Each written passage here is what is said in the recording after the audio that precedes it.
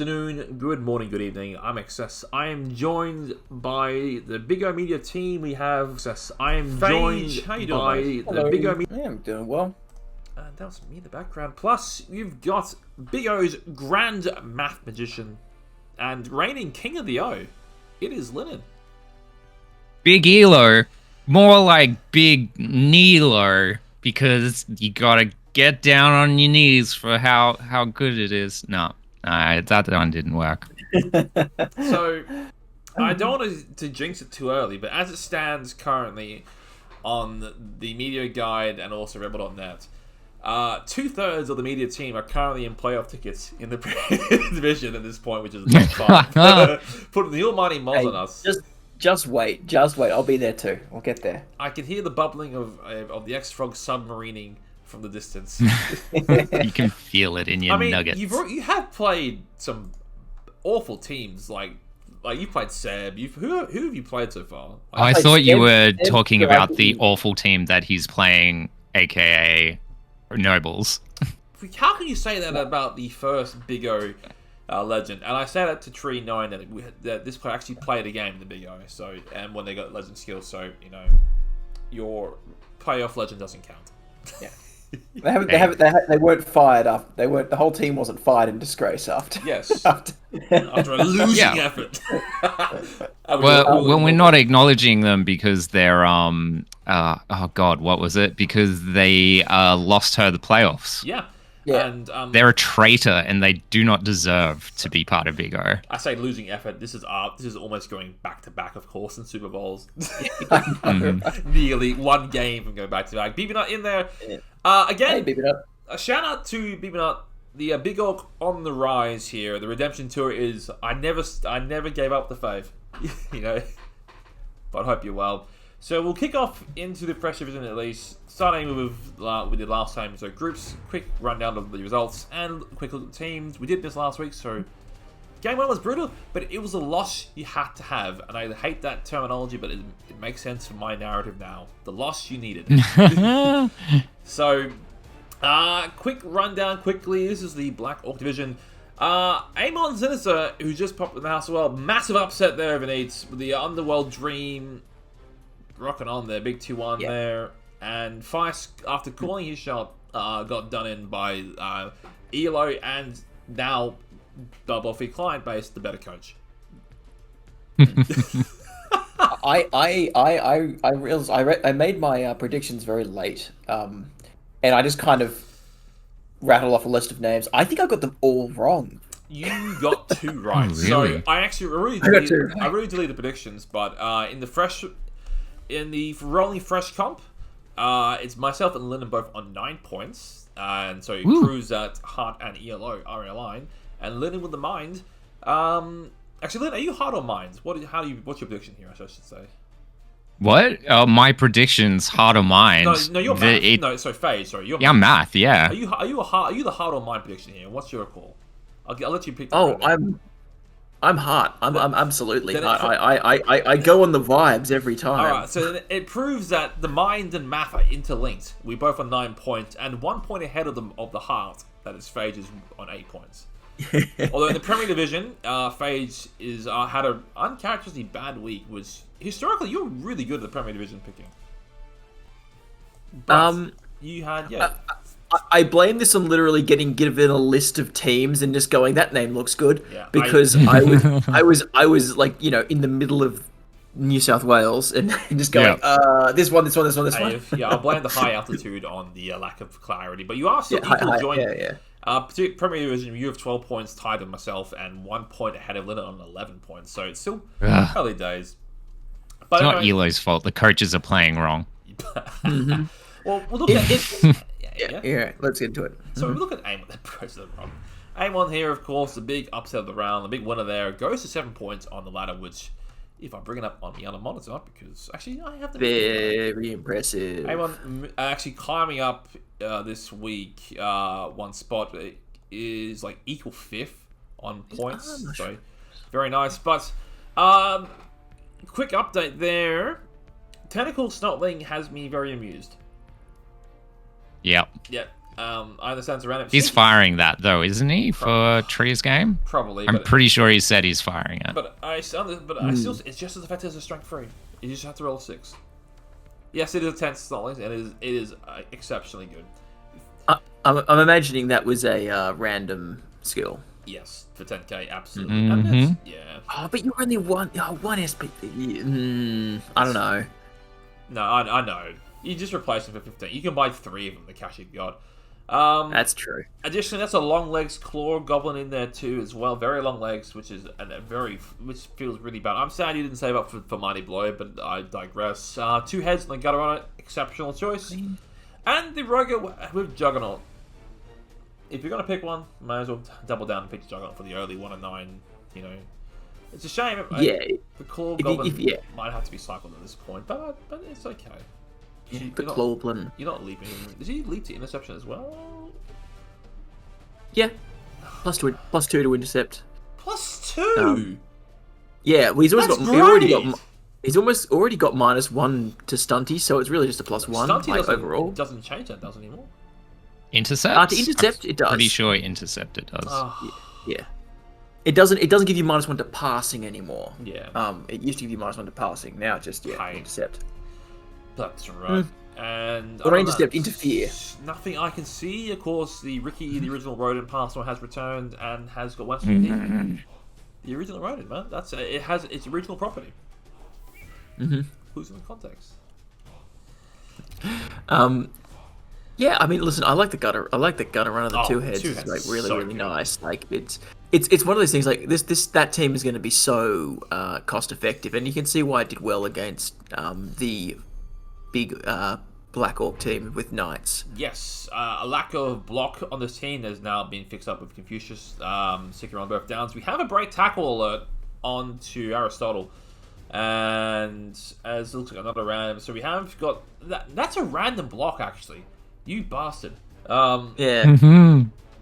Random, everything randomed except that Mighty Blow. The break tackle random, obviously, because you only go to a +3 dodge, which just isn't worth it. It's not terrible. If you have to make a dodge, a 3+ doesn't suck. Yeah, but you're not taking a skill to go from 4+ to 3+. You'd rather that skill be something else. No. But also moving forward, you're not much of a safety. But I mean, this is a lot of. You just say random block, very nice. Bastard. Very nice. Otherwise, the team is still very cheap. I mean, 1200 TV for a 2-player bench and a lot of beef and 3 rerolls. It's a scary looking team. I mean, once you give them a bit more block, then you get the Mighty Blow and the Guardian on this team. This team gets nasty and very quickly. Yeah. Plus, jump up, closing up on another skill. The one with jump up, yeah. A lot of SPP. I mean, man, what do you mean when he gets? So you mean strength, right? Then he just dodges on the 2+ for break tackle and it's goal. And now he's caged. Yeah, make him. Yeah, just take the strength, you know, and it all works. Hello, LFA. Good evening for us big O's. I know it's early evening for me at like 7:15. I know for both my New South Wales and my Queensland counterparts it's like 8:45. Or 29, yeah. But yeah, right. Looking at the team, I mean, it was a pretty rough result, but then again, you're playing. It was the amount of dodge you have to deal with, and a lot of tools not to deal with dodge. There's always that danger and that just could have gone the way it did. And you know, fair play to them. So now, look at the other Blackhawks here. It is Big O. We are far. We're almost like a world away. Yeah, we are just about as far as possible. At least some parts of it. Do we have any New Zealanders anymore in the league? Because no, I don't think we do. Grave was, but he's not here anymore. I don't think we have any more New Zealanders. We've got a couple of Tassie lads. I know Chuck still lurks around, obviously Warehouse. I know Morka ex-Tassie lad, but yeah, it's a shame. Maybe not would be surprised. No, I was in the centre of New South Wales, and you would be surprised how many green rolling hills there are and sheep. Like, quite legitimately, there were a lot of sheep and a lot of green rolling hills have had unseasonably good rain, which they're all very happy about. Rain in this climate, this time of year. Yeah. I'm Perth. I don't know what rain is, unfortunately. Oh, we have we got a lot of rain right now. Yes, it's amazing to see the green rolling sheep migrations, Amon. It's a sight to behold. But yeah, the other Black Orc team, a lot more the deliberate Lena with Black their Orc skills. team, it's a lot more deliberate. This is the current leader of the Fresh Division, of course. Super Bowl champion from 2 seasons back, runner-up from last season back, and Challenger Cup from Blood Bowl 2 days, and also runner-up in Blood Bowl 2 days. I mean, obviously, if you don't know Tree, then what are you doing in Blood Bowl? And what are you, Blood Bowl? and she is making this team work. Like, despite a couple scary games, I know we had the draw against Wet Castle not long ago. But, I mean, this team is very deliberate pace. The sneaky dirty players nearly online. The troll nearly got a level. Hot bread guy.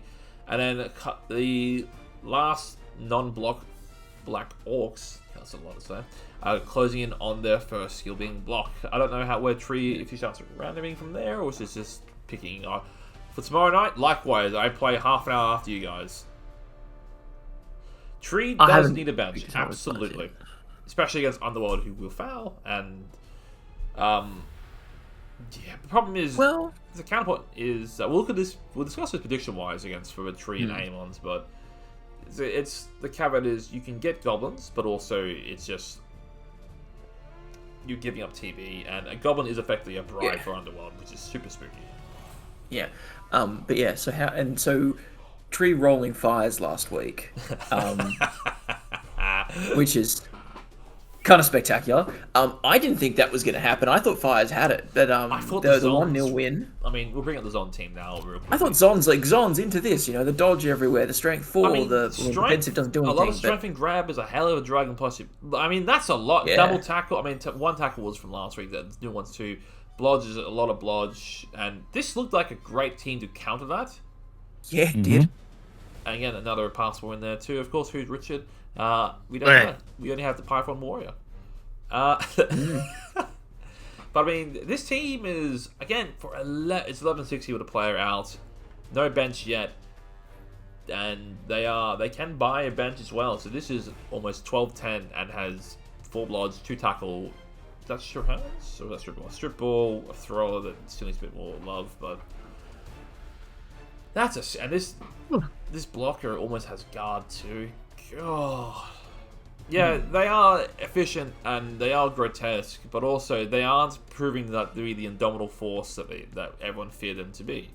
Norse, on the other hand, less so. There you go. Roll for double ones and mad about and push for the win, didn't get the dice. Push the wrong ones. Yeah. That's fine. You know what? It takes people to own those mistakes, and you know what? Fair play. Yeah. And it happens. I mean, we learn from it. We learn from it, and then you'll bounce back. I mean, the flip side is also you don't have to buy Tree rest of the season unless you meet her in playoffs, so that's a nice win there. Yeah. Yeah. Right. We'll pop along to Group 2-2, which I think affectionately was known as... I haven't got the other document up, but we don't need to know the letters for that one there. So that's alright. Fresh Division 2-2. Zons will never die. Prato Snow with the greatest curse. I love the optimism. You know what? But that's the dream result when you watch a game back and they're going, man, their dice suck. It's like a good affirmation, isn't it? Rather than because the biggest fear I always have when someone casts my game is like, God, he did this wrong. What a terrible coach. Because I'm like, I know that internally. That's what my internal voice is telling me. I don't need to be reaffirmed that, especially when there's Tree having such a large and a very experienced audience. Like, but it's good to know. But into the North Division, you've got Liam and Squirrel going to a 1-1 draw, and affectionately, this was Liam's Norse beating the shit out of this Chaos team. And you got Beebinut on the Orcs doing equally bad thing to Amber's Norse as well. So yay! It was, and Amber's been on an absolute tear. So yeah, being fortunate enough to getting rolled into was effectively the stunty group at the start playing Norse was 3 members of Team England. fucking hell. You're just international coaches, that's all. Yeah. So Amber is playing Squirrel tonight in about 20 minutes. So that's not a game. That'll be a big game there because they're both top of the line. I think Squirrel is currently 4th, Amber is 5th by 1. And that's a massive game in terms of what they could be going for the rest of the season. Oh, your Varg is always good.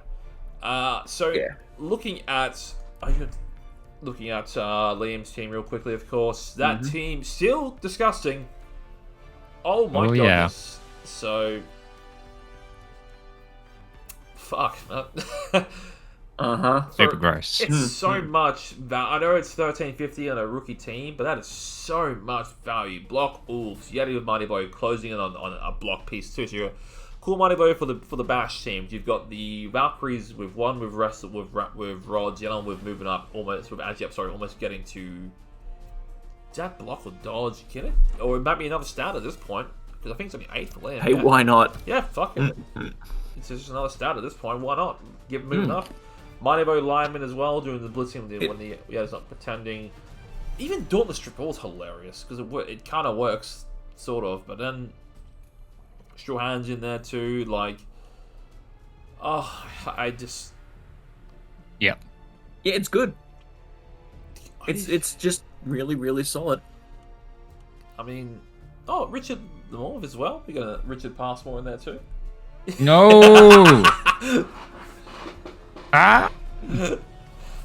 Even if that's not an intentional, that's even better because that's Sana picking up on it too. He's on the list. Making a list and checking it twice. Oh yeah, let's say there is no like random Mighty Blow Norse Lyman means that you have a Berserker for better. Yeah, sure you don't have Jump Up or Frenzy or anything like that, but you don't need it at that point because it's so much more cost effective.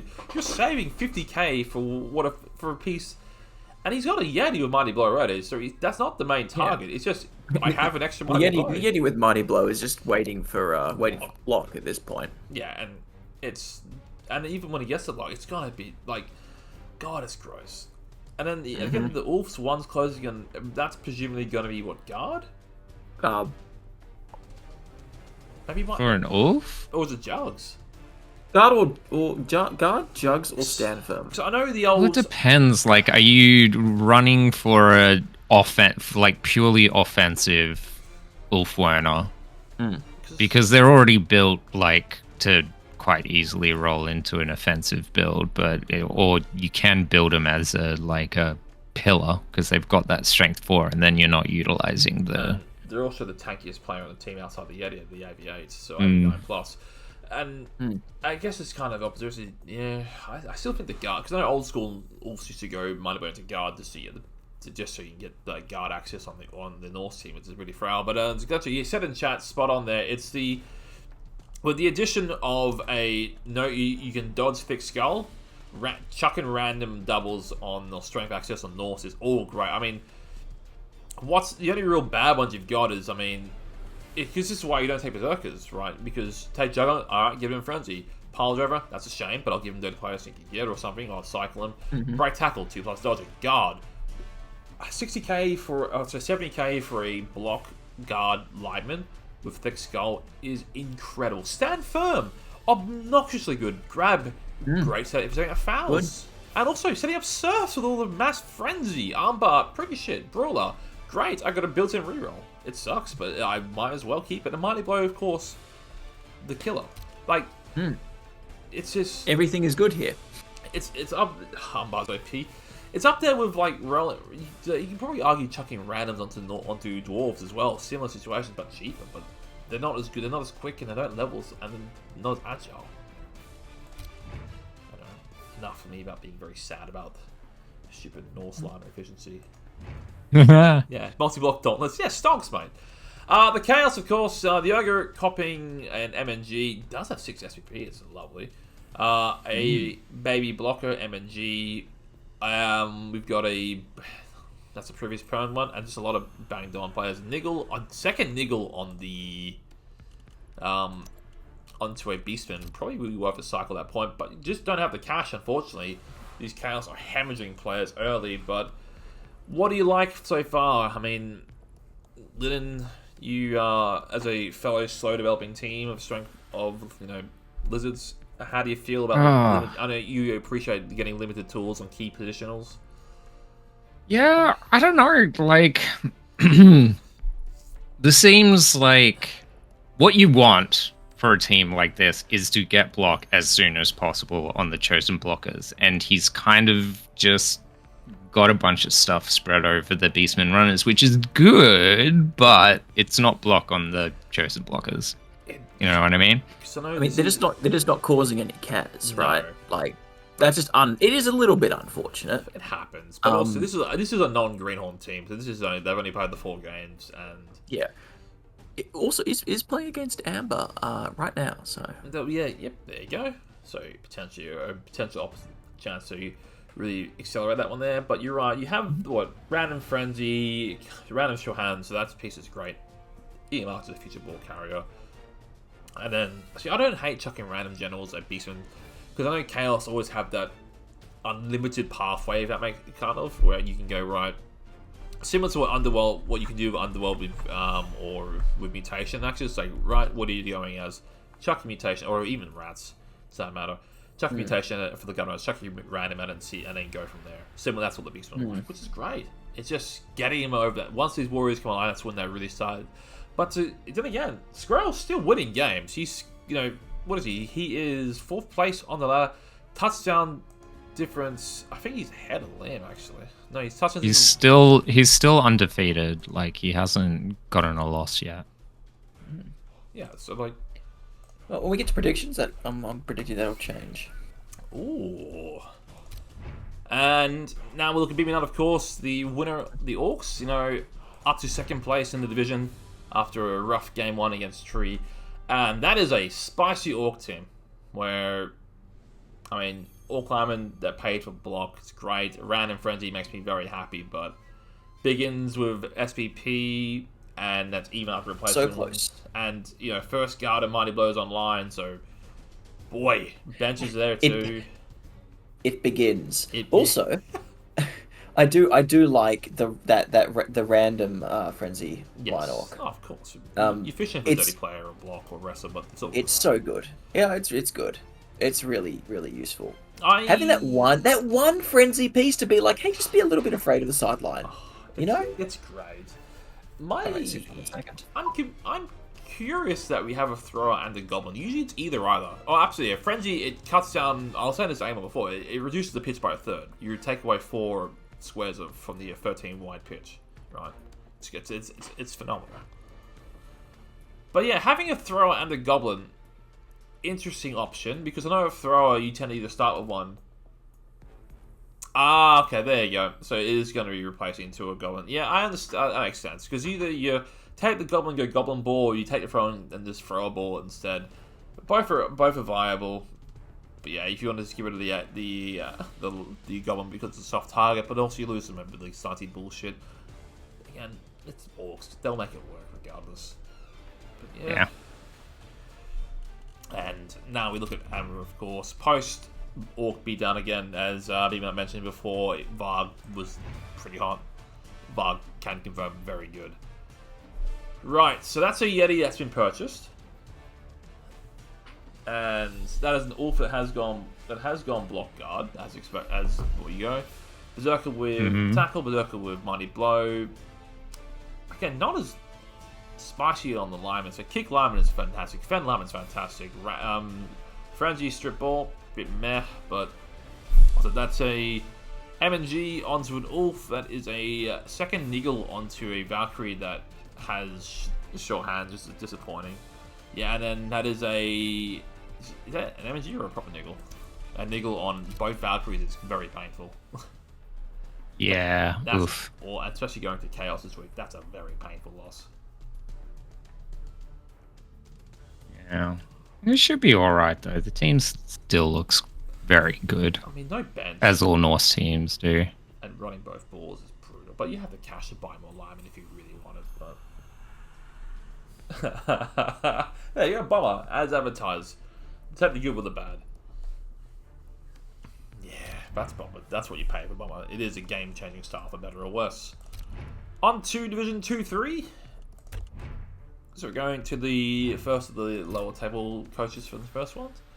We had a couple of interesting results here. So the Norse giving Morka the business.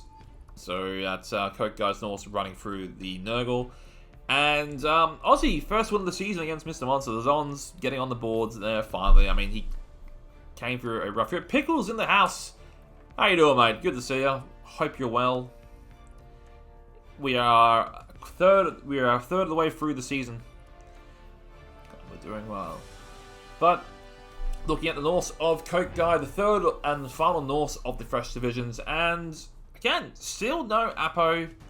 Still has the least developed of the Wolves, but again, Russell Lyman's still there. Tackle Lyman, so again, block tackle. That's such an easy dwarf at that point.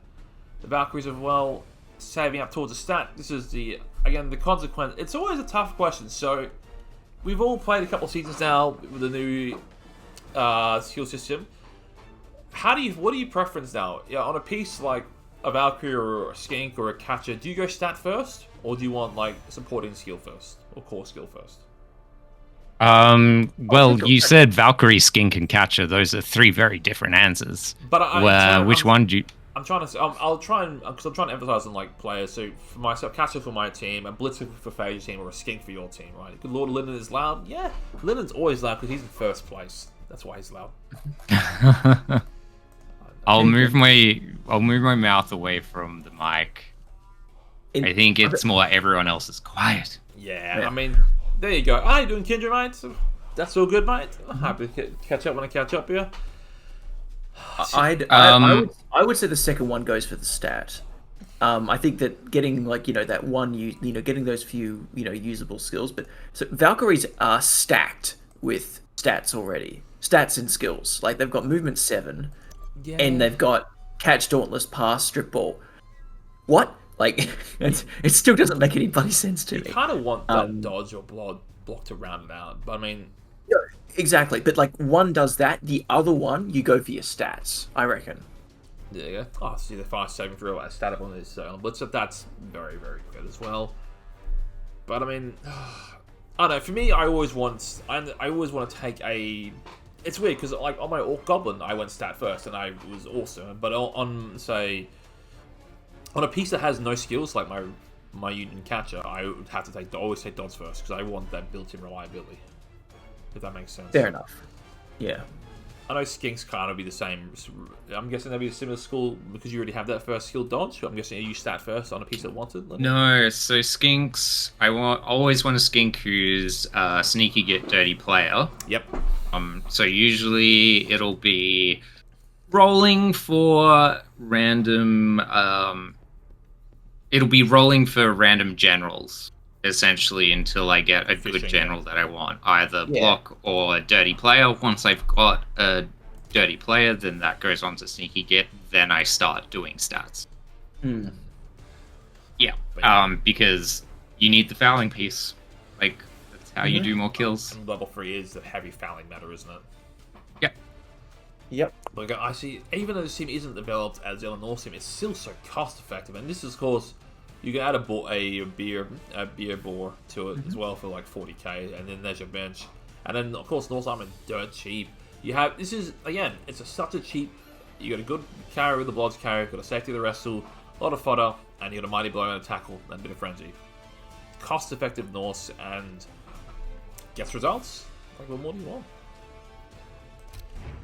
As we look for Morka there, of course, playing the Nurgle. So developing team, non-Greenhorn Nurgle. We finally have a block bloater. At last. A kick. He's getting there. He's doing it. Yeah, kick Rotto's great. That's very Morka-esque as well. That's what you'd love to see. And yeah, Pesticle is getting some love there. Once I get to block and like some other skills, this team will be how much better. It's just. It is pain trying to there. The Rot Spawn has arrived as well, so it is another. We saw this in the first season with Bubble 3, getting that Rot Spawn over the third reroll. Oh, also no, it was a great mistake last season for me. Same thing. They went for the Rot Spawn over the third reroll, which I'm uncertain that's the way to do it. But also, I don't play Nurgle because I enjoy fun. don't know. It just feels like such an unreliable team to not have a third reroll. But then again, it's what 100. The rot spawn adds a bunch of really nice utility, especially if you're going up against agi teams. Having that big, big tentacles guy to throw in the middle of a bunch of douche bags that run away. It's like I see a rot spawn on a team, and I am scared as a skink player.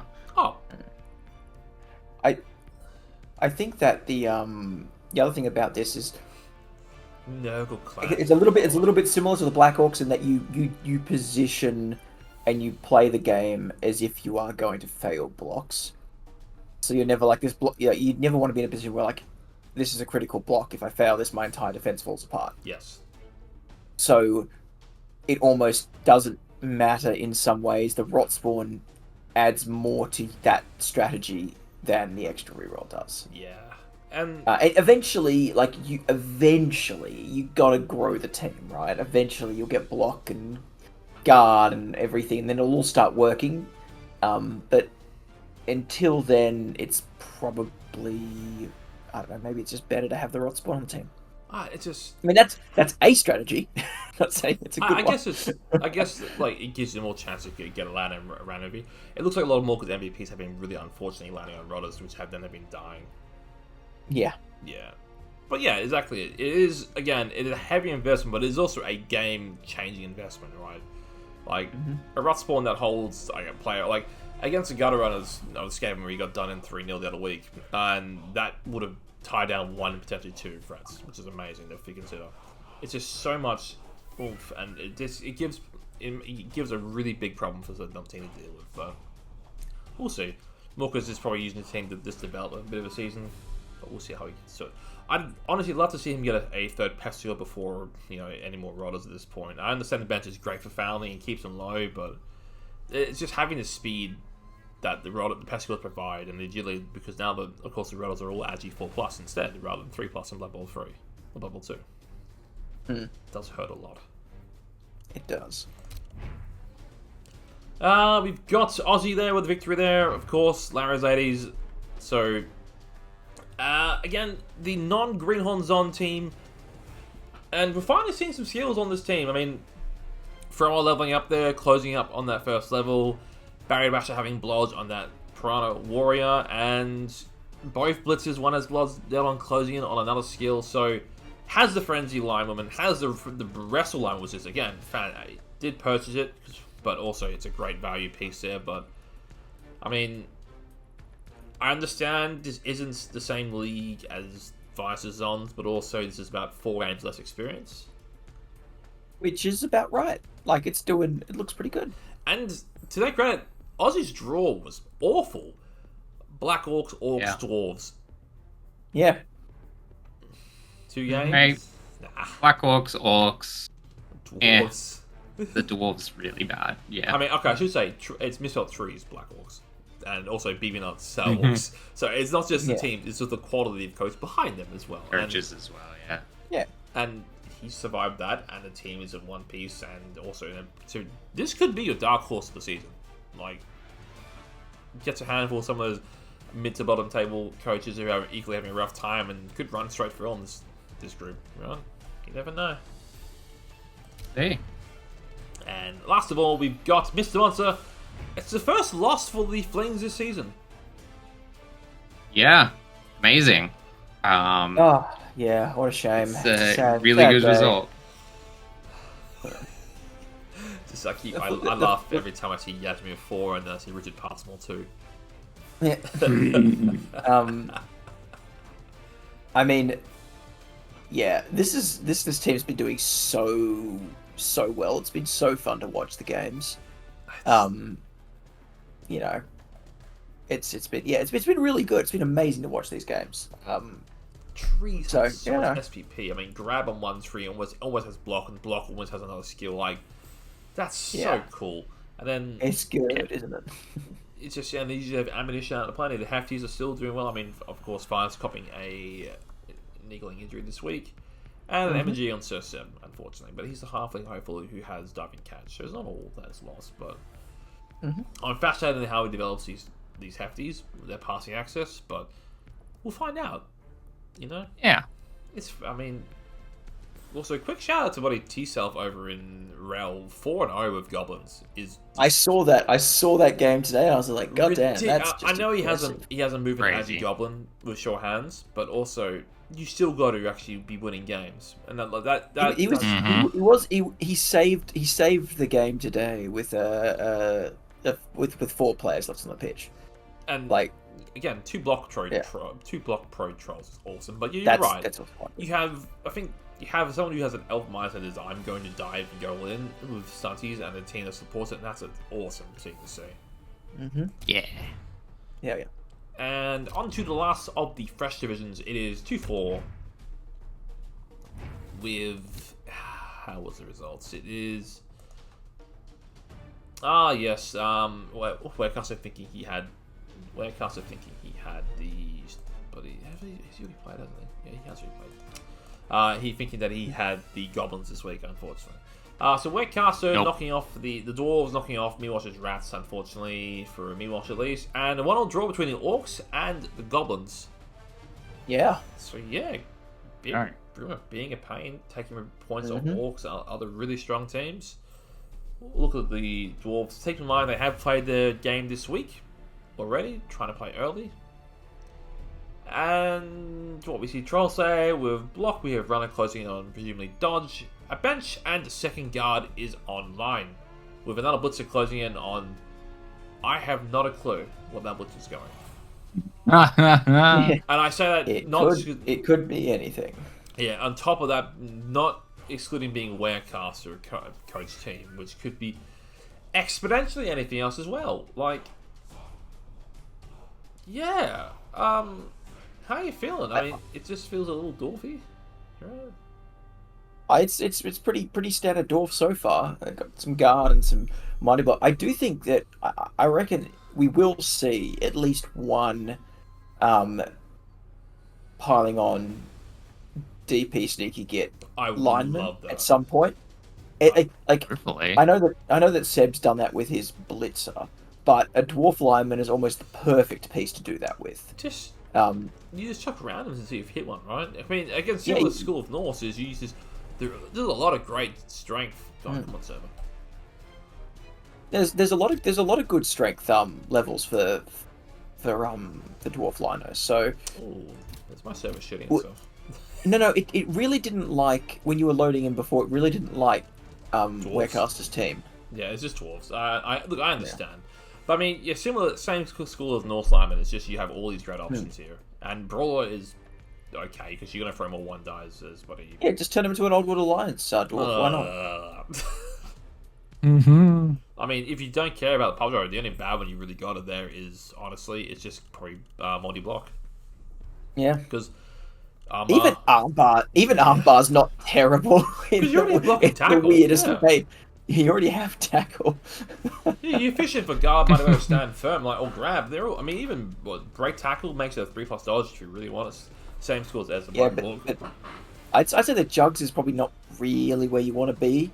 But guard, grab, mighty blow, stand firm, pile driver are all fine. Yes. And armbar's not bad, so armbar for 10k you live with. Yeah, you leave it. You live with that for sure. I'm just interesting to see how this blitz develops because presumably that is going to be dodge. I'm almost certain that could be anything. Oh, dwarves, man. Looking at dwarves, man. The Rats, of course, Stinky Ox. So had a big 3-0 against Morka, got done in 2-0 against the Dwarves. Duality of Bash, I suppose. But the team was looking quite nice. Strip ball on the gutter and a blodge on the gutter and a mighty blow on the blitzer. The bench has died. You know, I was just thinking, do I like a strip ball early on a gutter runner? Probably early is the only time it would be good. It's either early or super late because you build Rackle and Dauntless first in the strip, or you build strip into the wrestle after the fact. But yeah, it's probably good early. Against the teams that don't have sure hands, it's really useful, and against the teams that do have sure hands, it's not useful at all. So it's probably a good early skill to take. Let's be honest. So sure hands division is Beavenut, of course. I don't think Liam has it yet. Squirrel does. Hikari does on one of the Valkyries, but it's missing. Webcaster does with the runner. Coco does not. Nice does not. Amon does. Fires does not. To my knowledge, Miwash obviously can't ReBBL themselves. Monster definitely doesn't. Ozzy doesn't yet. Boomer does on that one Goblin. Mad Eye does, because I think... Does Mad Eye run the Feral? No, Mad Eye doesn't run Feral, so that's a no for Mad Eye, and Morpher definitely does not. So there's a lot of value with early ReBBL in this division. Yeah. Early ReBBL is in this case really quite good. So yeah, there you go. It's not bad. And of course, it is halfway to Wrestle as well, if that's the way, or even Wrestle, that's the avenue you're looking at. You do have a Gutteron who's MNG, who's another skill, but this is a great thing about early skimming. They start building quickly and they spike hard, and the Gutteron is carrying. You just buy a bench and say, right, kill the bench, leave the core. Right. Yeah. I mean, I think that this is probably. I just thinking about things you take stats on. Gutteron is probably the only thing you don't bother. No, I mean it's all diminishing returns, isn't it? Like unless you're fishing for like a legend AV up or like an early Agi, but why would you bother? Early Agi is like you've got you got big hand, you got 2 heads, you've got extra arm, like you've got stuff for all. You want Agi 6? Take the break tackle and 2 hands and be very happy with your life. Yeah, I think they're one of the few ones you just. I would honestly random a mutation on a verse. If I get something like, if I get Horns, great, he's Wrestle and he's must wrestle the ball. If I get Monstrous Mouth, he's just carrying the ball with Bloodstep. I mean, if I get like 2 pre-hunter tails, it's probably Bloodstepper. If I have 2 heads, awesome. That's fine. I probably end up paying full price for it later on. The only thing I'm not happy with is probably Tentacles and probably like Tentacles, Claws. Like it's and the thing is they're cheap enough and you just cycle them non-stop. You know, Iron Hard Skin's probably not worth it either. That's just shit, man. And then Long Legs is not bad because you can build a leap gun around them because, you know, if they need to get over something, sure, they're great. Oh, I love the idea of scaling level 3. And again, dirt cheap, dirt cheap. For all this is only still 1060. So cheap. Looking at now, we'll look at the Goblins first. RNG just take the wheel as Boomer's team. So 2-2 for the season, and again, it's building very nicely for a team. The Looney is closing in on its first level. The Hooligan's closing in on another level. Sure Hands closing in on that setup there, which is very, very nice. I mean, has bought a Pogoer. Interesting. I thought Boomer was a vast anti-Pogo player.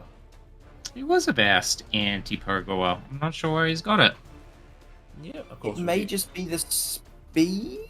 But if you're going for movement 7 on your other lad here, I don't think you need it. And the other one is, even if he takes it moving up, it's only 5k more expensive for a piece that has short hands built in. So just to check, Pogo Stick the skill, because I've not actually ever seen it before. It gives you leap built in. This player can jump over any square, including players occupied by a standing player. It ignores any agility for a negative modifier being marked for jumping, so you leap really fucking good. It just gives you jump over. Yes, so you can jump over, and it's just a flat 3+. Okay. So the Agi 2+. That's awesome. Pogo is incredible.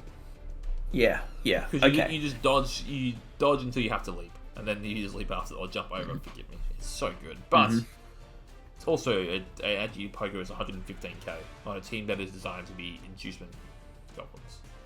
I don't know. Maybe they changed their mind. Listen. Yeah. I. Fair enough. Hey, why not? Why not? Give it a go. Give it a go. See if you like it. You're goblin. He did. I think he did. But he did have for a short time a bomber, and then immediately went not anymore. Because I think it was like 4+ passing or something. It's better if you can get it there, but it's so expensive. But yeah, the Looney getting there would be nice. Getting it Mighty Blow or some. I mean, Mighty Blow. What do you have for Looney? Sneaky, because you don't foul the Looney. I mean, I don't think you want to foul with the Looney anyway. No, I think you're fouling with you. I think you want to use him to blitz things. Maybe Pro is actually a really good pickup on it. Yeah. But you're fishing for it because you're not paying full price for it. Because that's the cost of the bloody Looney itself. Loonies don't have general access. I'd love to have a kick. Imagine a kick Looney. How awesome that'd be. I mean, probably honestly. Jesus. Dodge is just good because it's going to keep him Yeah. standing. Hopefully, sidestep is really good because if he doesn't go down, he's standing next to something you want to put him next to. Good point. Go ahead, sidestep. That's a good shout. Hmm. But again, the troll's getting there quite there. One close to block, the other one close to shooting, he's waiting for block. So the team is getting there slowly. Yeah. And Like last, this- yeah, okay. Mm. Sorry, I cut you off there, All man. good. No, it's all good. The team's getting there. It's going to be interesting to see it in a little bit. Right, and last of all for the division, it is Mad Eye with the Wild Boys, and again, the team is so good. 3 big blockers with block. One almost is block guard. There's a guard piece online already. They've had to cycle so many positions through Greenhorn and non-Greenhorn, and again, you just had another MG on. This Orc team for Rodrigo is getting out. It's like shades of being like the Lizards last season, but unlike them, it's actually developing. So in 3 more games, this team is gonna be a monster. Mighty Blow's gonna be online or second guard. You're gonna have strength 4 block guard and a big one. All of them are gonna have block. This is I don't like. It's gonna be a weird result where they're gonna come mid-table, and then next season they're gonna dominate. That's the feeling I'm getting for this team. Like, it's Orcs. They're going to get to a point where it's just like they're going to have 1,000 guard, 1,000 block, and everyone's going to hate them. But it's just you're at the point where there should be again. I'm interested to see how the next 8 games or the next 7 games go for them, because at the point where all their strength 4 development is almost done. They've put the work in there, and they're both getting close to block guard and on these big ends, and that's what separates the good Orc teams from the great Orc teams, is just support cards. Unfortunately, blitzers keep dying, but that's fine because they're quick to level. But man, I'd love to see a Mighty Blow come up through here, but I mean, we'll see, right? Maybe random on DAC there, but yeah. Right, so that was the teams that were. Now we're looking at prediction-wise for the fresh comp, at least. So, fresh competition, big game up first. It is the Boneless Ogres of Needs, and it's Fire Zon's getting a second crack at some Black Hawks.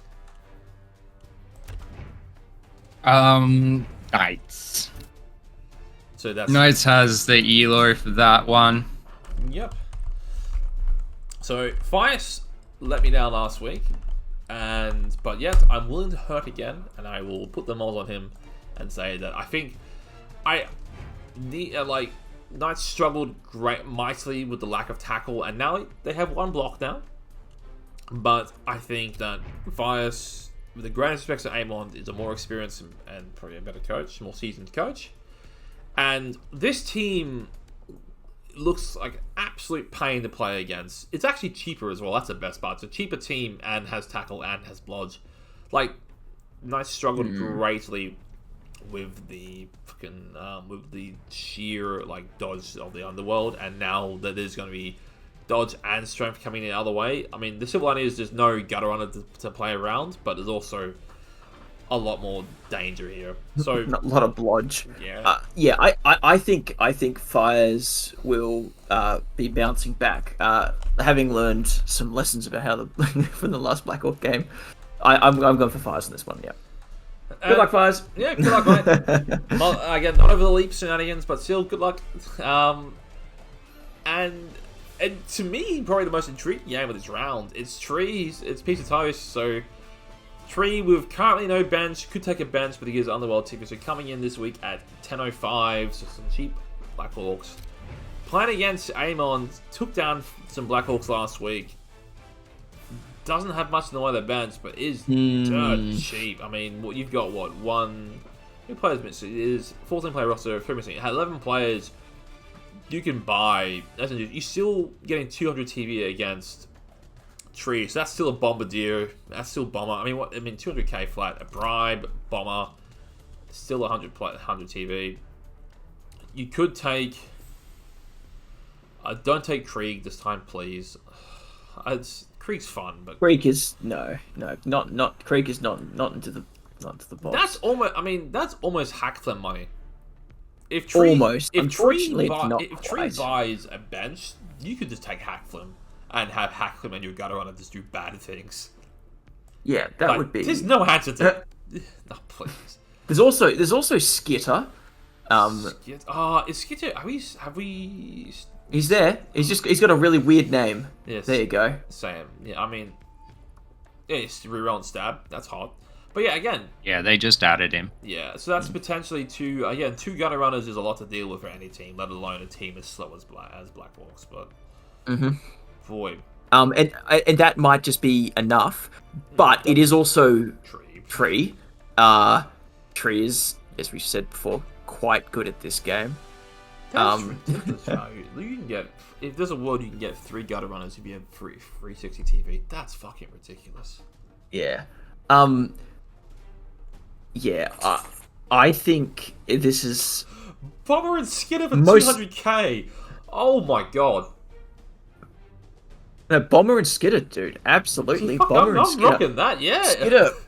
Skitter will tie down those goblins like no one's business. You gotta don't worry, Skitter. You've got a bloody block blitzer doing the work. Oh my goodness, Bomber for the defense and double gutter runners for shenanigans. Holy shit. Yeah. You have a stab piece that gives you a +1 to stab. Do it for the memes if nothing else. I think Trees should win this game, and I say that, a big fan of Listen, Amon. I agree, but I already said that I'm the heart. I'm going with the heart here, so I'm going for Amon.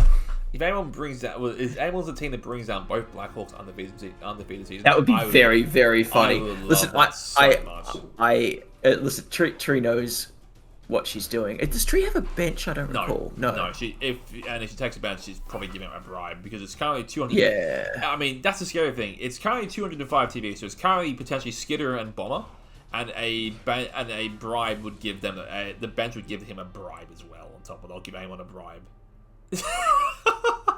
And also, that's a 2-heads gutter runner too. There's not a lot of things on this team that will track down a 2-heads gutter runner if it gets loose.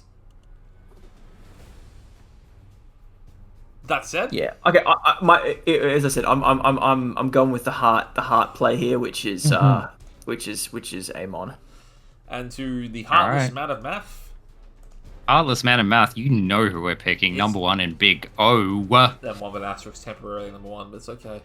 So Amon, there is, if you're looking to get is this potentially the biggest upset in ELO on hands?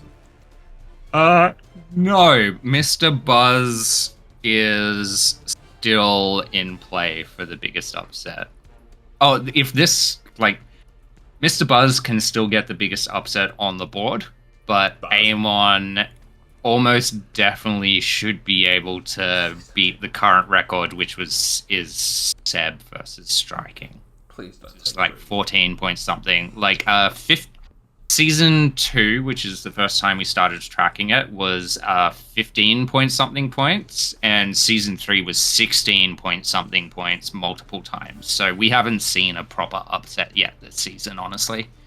I still like it, Amon knocking off Needs was a bit of an upset, but I digress. That's just more of a personal view, I guess. But anyway, next game, 2 games we've got is BBL. It is Liam. Oh, that's a monstrous game.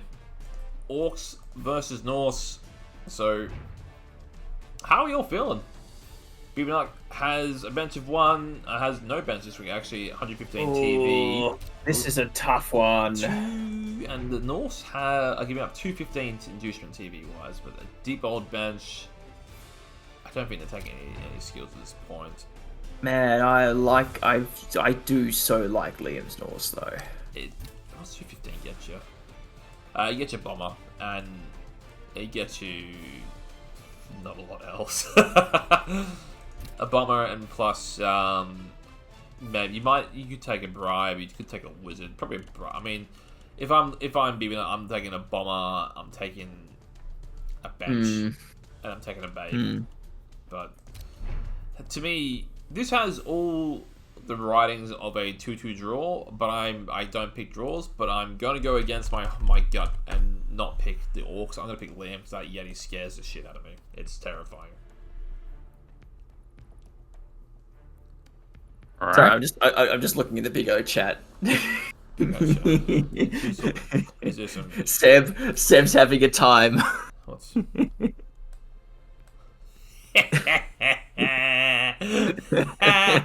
are you Elzone Bash? Also, yeah. again, also shout out to Karnov. That man will commit to a play. Like again, Oh, 100%. If you've played against, God, I've played against him 4 times in 2 seasons. God, they are stressful games, man. Then he doesn't let a baby chaos get in the way of a fucking play if he spots it. I don't know. Yeah. Sorry, Lennon. Hey, is it Bibinat or is it Liam? Oh, it's Liam. He's got the elo for sure. They're God, how far are they apart?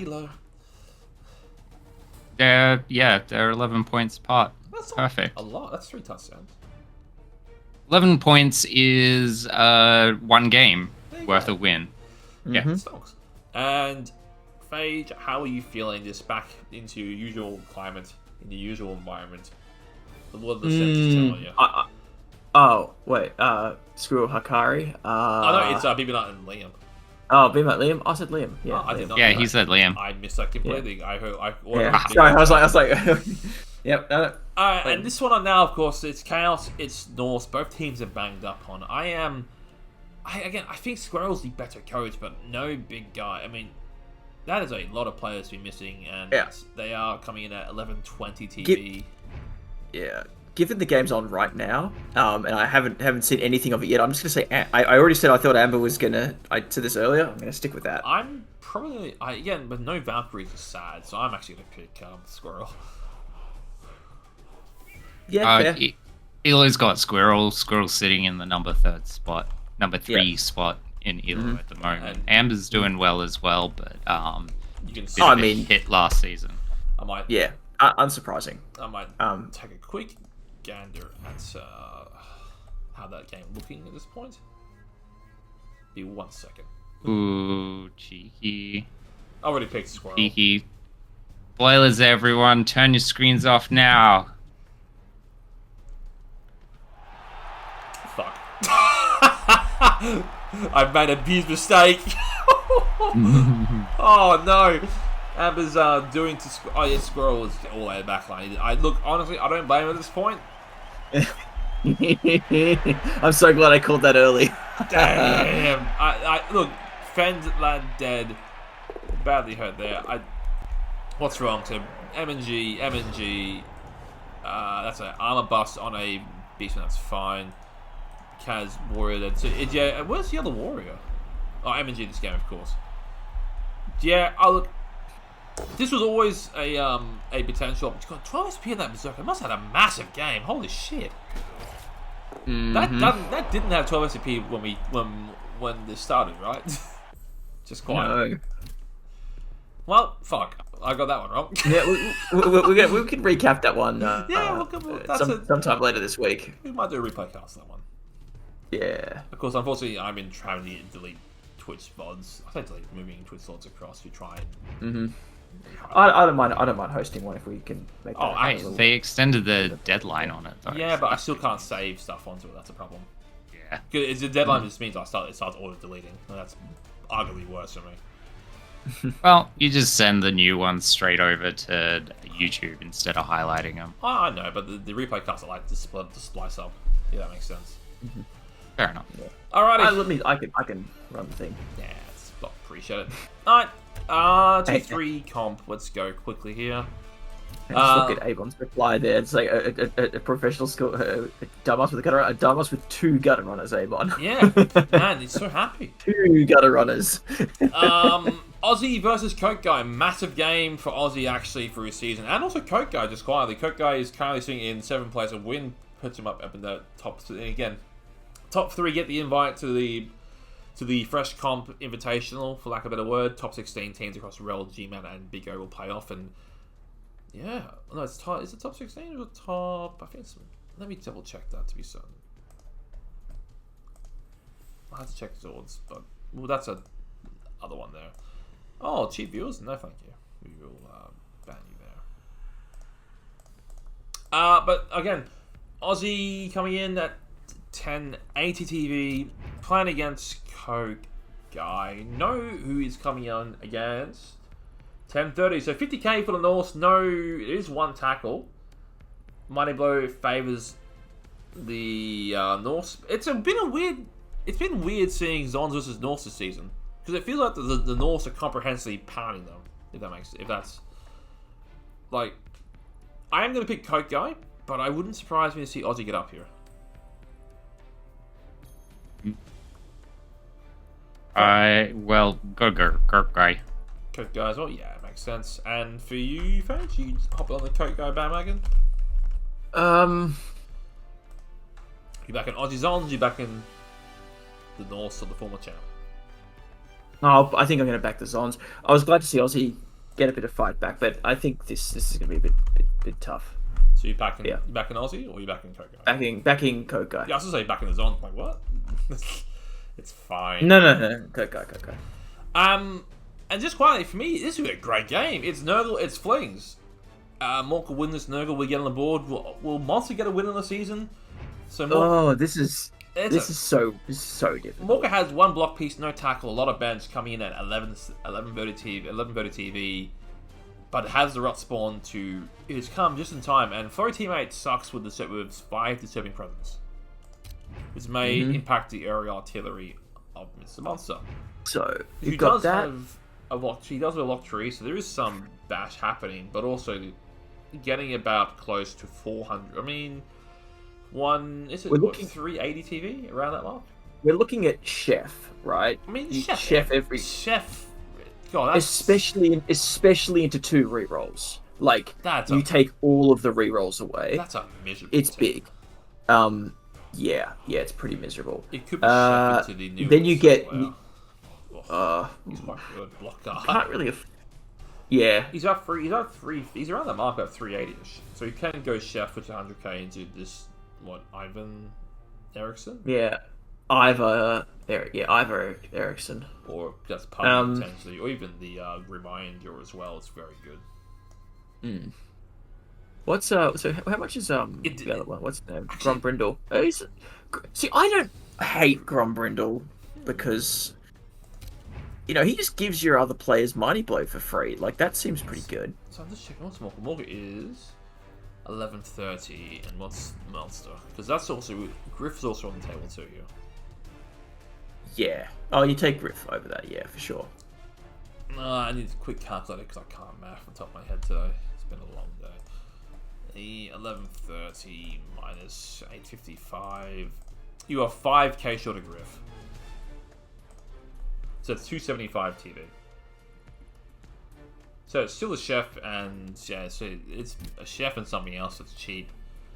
Maybe like a Puggy, potentially, or maybe you don't have to helmet, but yeah, you're too short. I think Nurgle with no rerolls is a pretty miserable experience. I'm actually going Monster here. I actually am picking the Flings. Yeah. I think I'm going to throw in for the Flings as well. Oh dear. Like I said, going with the heart here.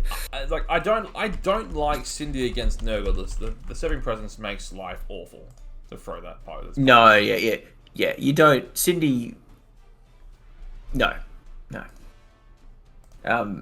Yeah, as you said, disturbing presence.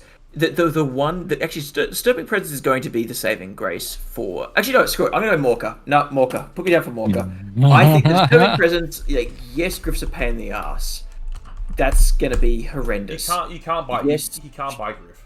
He's 5k Okay, short. well then, in that case, that's good because that would be awful. Chef is annoying, but you're playing that game anyway. If you can get I think the Nurgle with the Rot Spawn can bully their way through. I think that all the disturbing presence really does hurt that one turn shot. So I think that they can do it. I think this is yeah. Any other team giving up this much TV to the Flings, I would go for the Flings, but I think Nurgle can do it. Fair enough. And Elo fairly behind Morka, I'm presuming?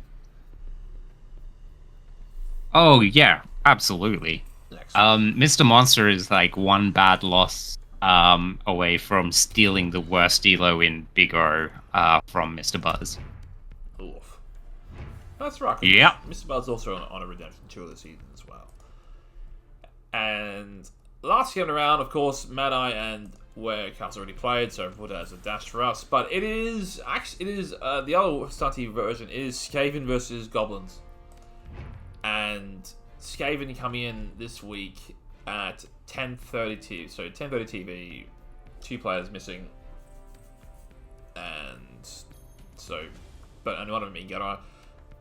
Playing against the Goblins here of Boomer, who, again, similar boat, comes in at 880, so 150k for the Goblins. That's not, I mean, that's probably just going to be triple bribes, if I'm being honest. But, similarly... Boomer does Boomer things, like, you can't always tell what he's going to crack out at any I mean, Bomber and 2 bribes feels really good too. I understand Skaven is always scary because they had the potential just to run through.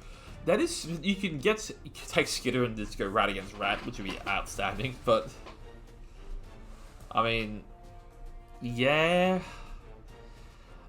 I'm torn because Fungus is great against Skaven because it's just they don't have the strength. This is also a no rogue Skaven too, so there's no strength to bully Fungus back.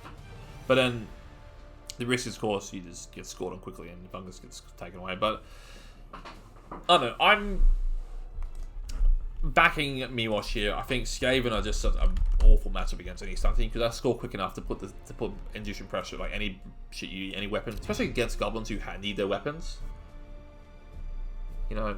Yeah, they've almost got that unique. They've got that unique capability of just making life. And just getting all secret weapons off the pitch. I'm just thinking of what Amon did to him in the early season, but also, like, I'm very, very aware that there's a lot of bullying potential on that Goblin team. The trolls in particular can do some real damage to those line rounds, and there's no bench for the rats as well. Admittedly, there's no tackle for the gutter runners, but you just eat them both down. It's kind of interesting. Is there a strip ball though? Yes, but there's a sure hands. Oh, there's all the sure hands, of course.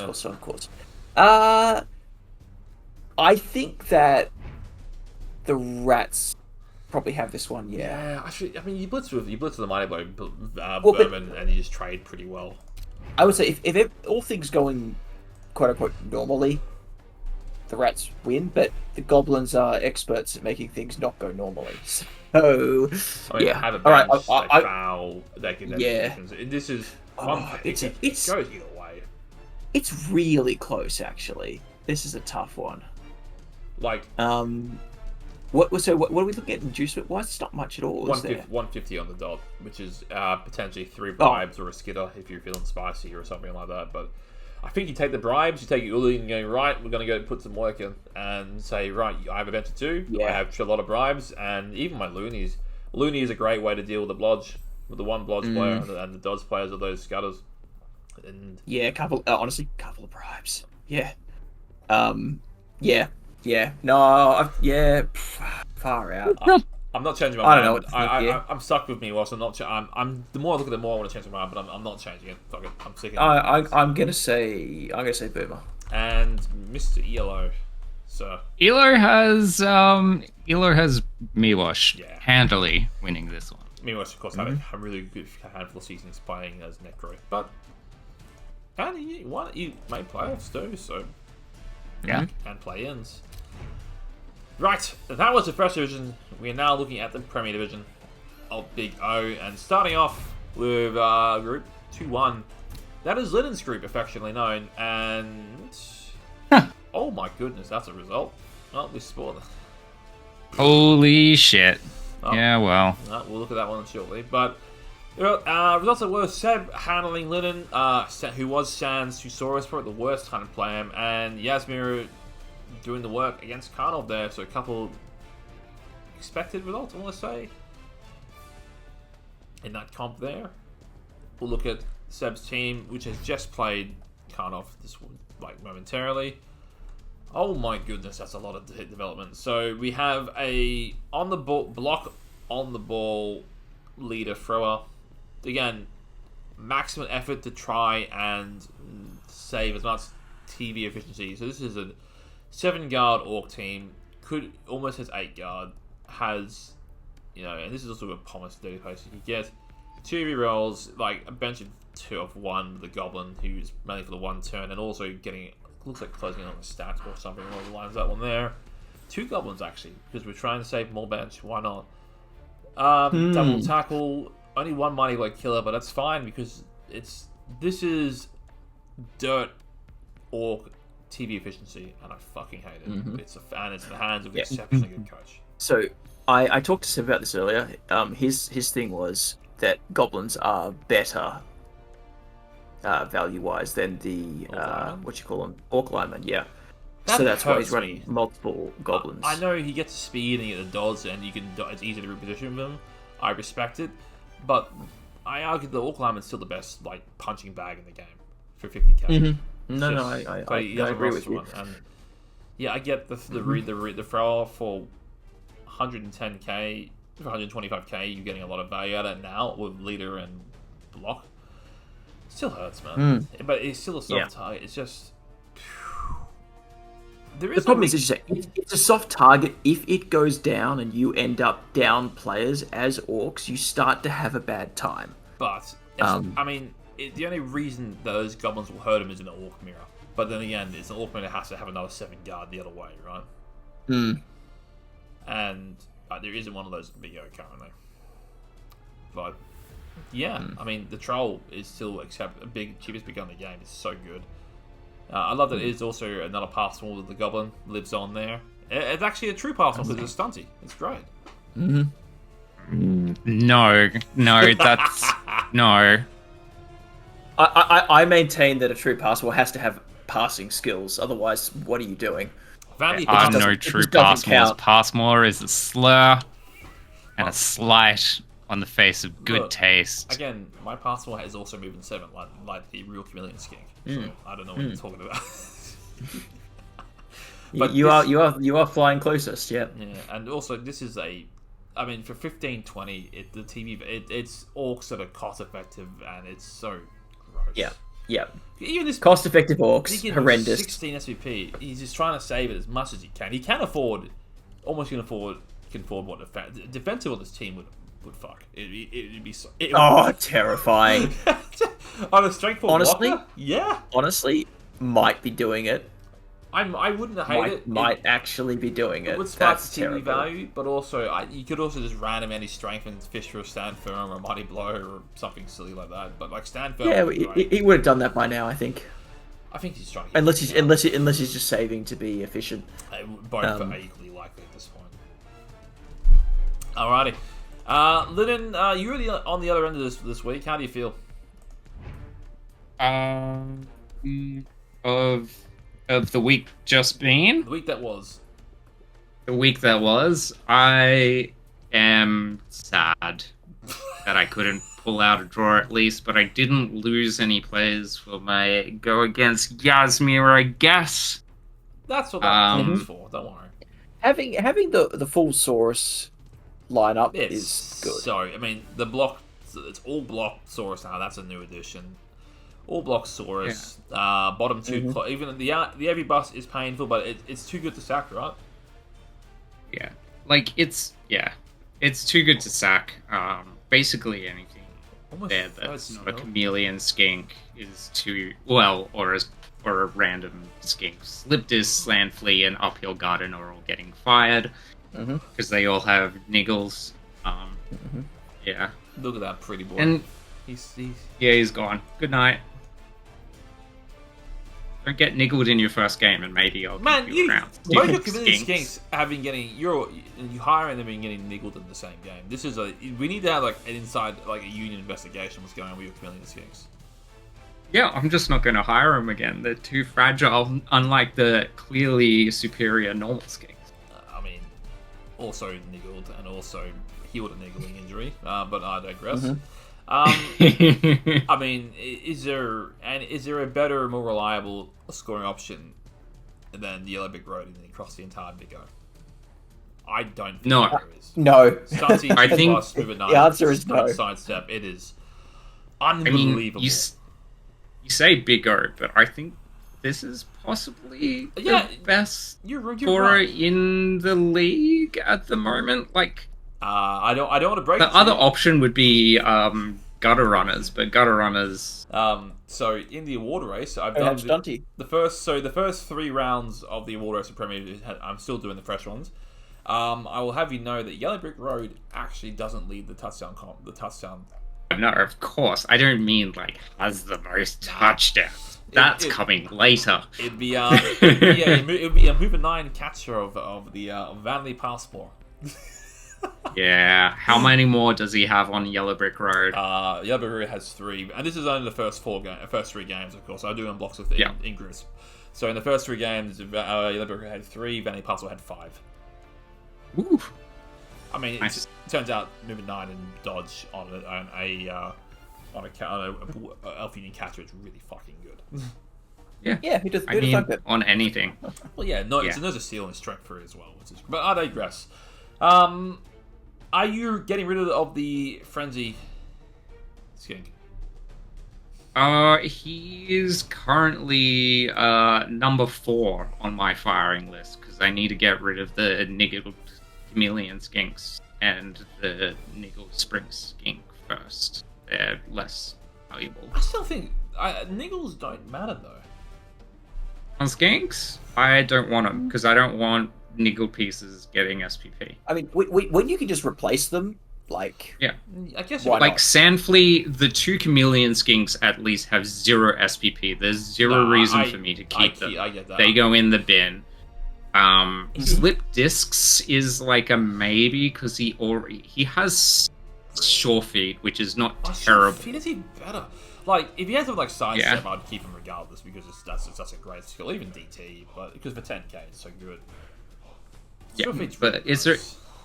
Random Sure Feet is not terrible, so he's number 3 on the fire list. He's and a honestly, great backup. Slipway Frenzy Skink It's useful. has done work. You know, you have enough guard to make it work with the 1 turn.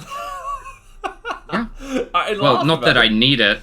Like, I have Yellow No. Brick Road, who only needs 1 push. That's so, that's a player who doesn't fail enough GFIs in their life. Yeah. Yeah. Other than that, I mean, level up potential levels on lineup and bite the bun. Thoughts? So they're both, one's 2 SPP away, one's 1 SPP away, Each, and isn't it? they've been that far away since halfway through Greenhorn.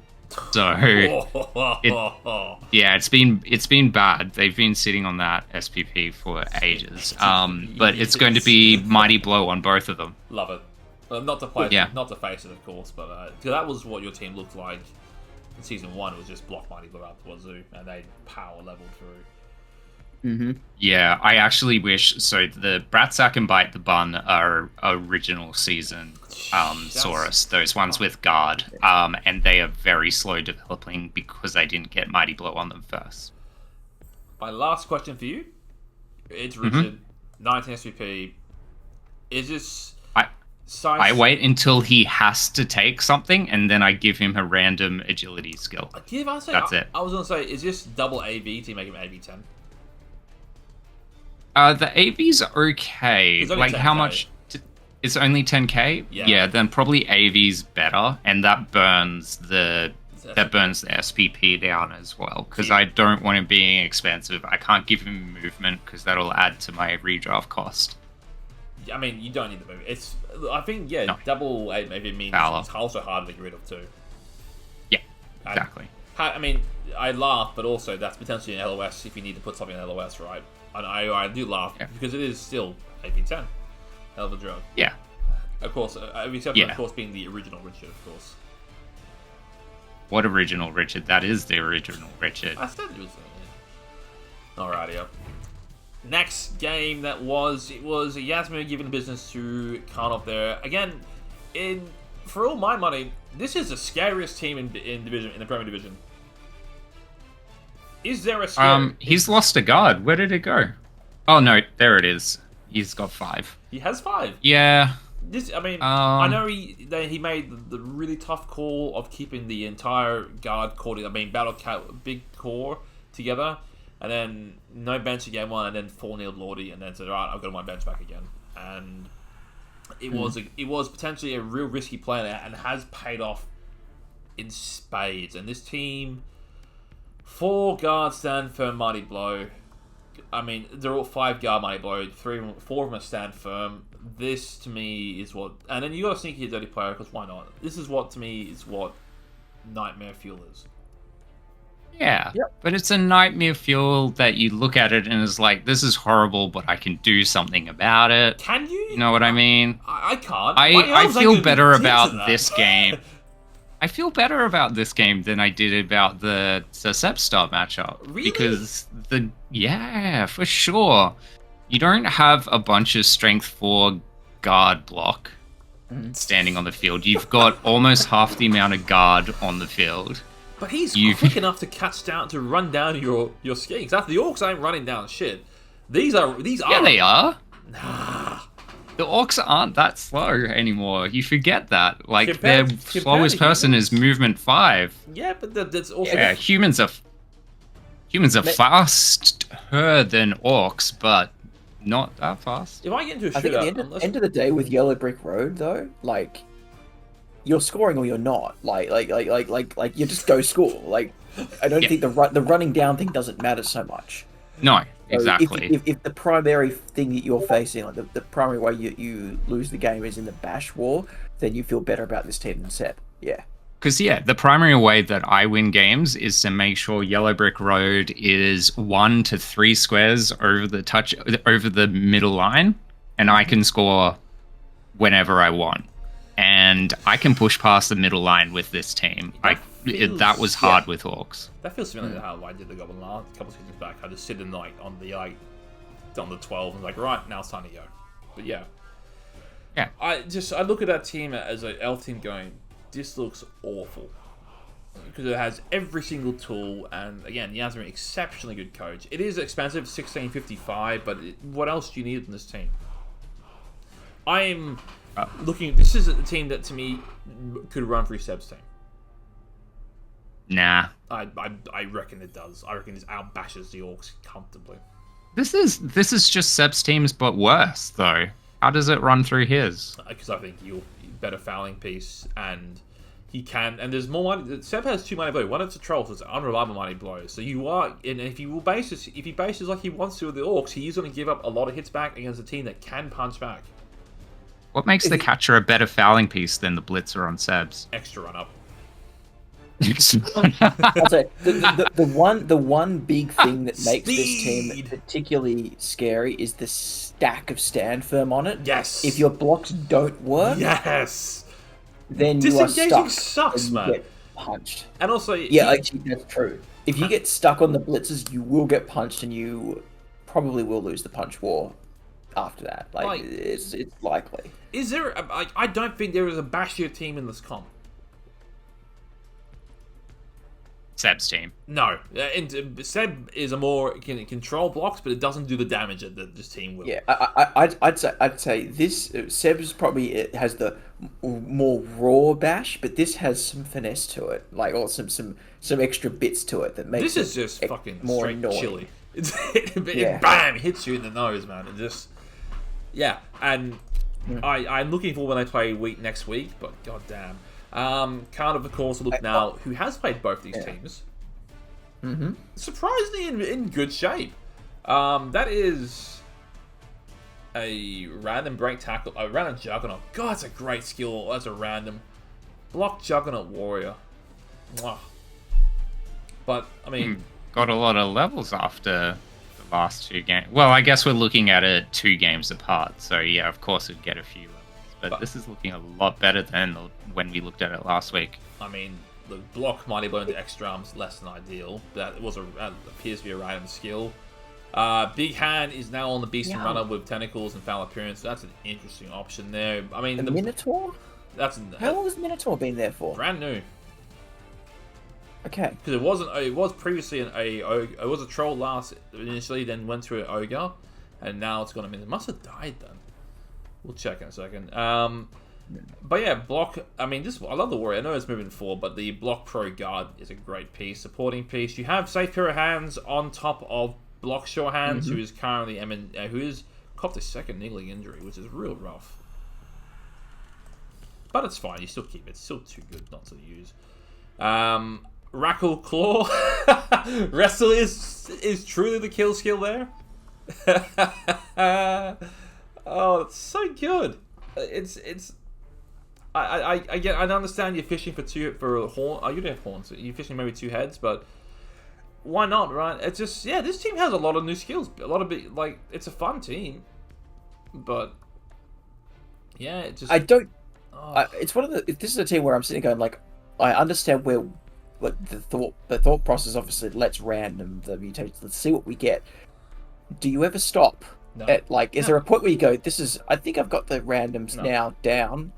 This Obviously there has been, right? No, the riskiest ball randoms carrier. are the ones you take at the beginning. Like, they get less and less risky as you go along. Yeah, diminishing returns, right? Of risk. I mean, listen, I'll say, I don't hate it. I think, like, obviously you've picked your core. You've got two blockers that are taking, Sensible skills. Yeah. Sensible skills. You got the one ball carrier that's got actually really good, like, I ball mean, carrier that was skills. a random agi skill too, safe pair of hands.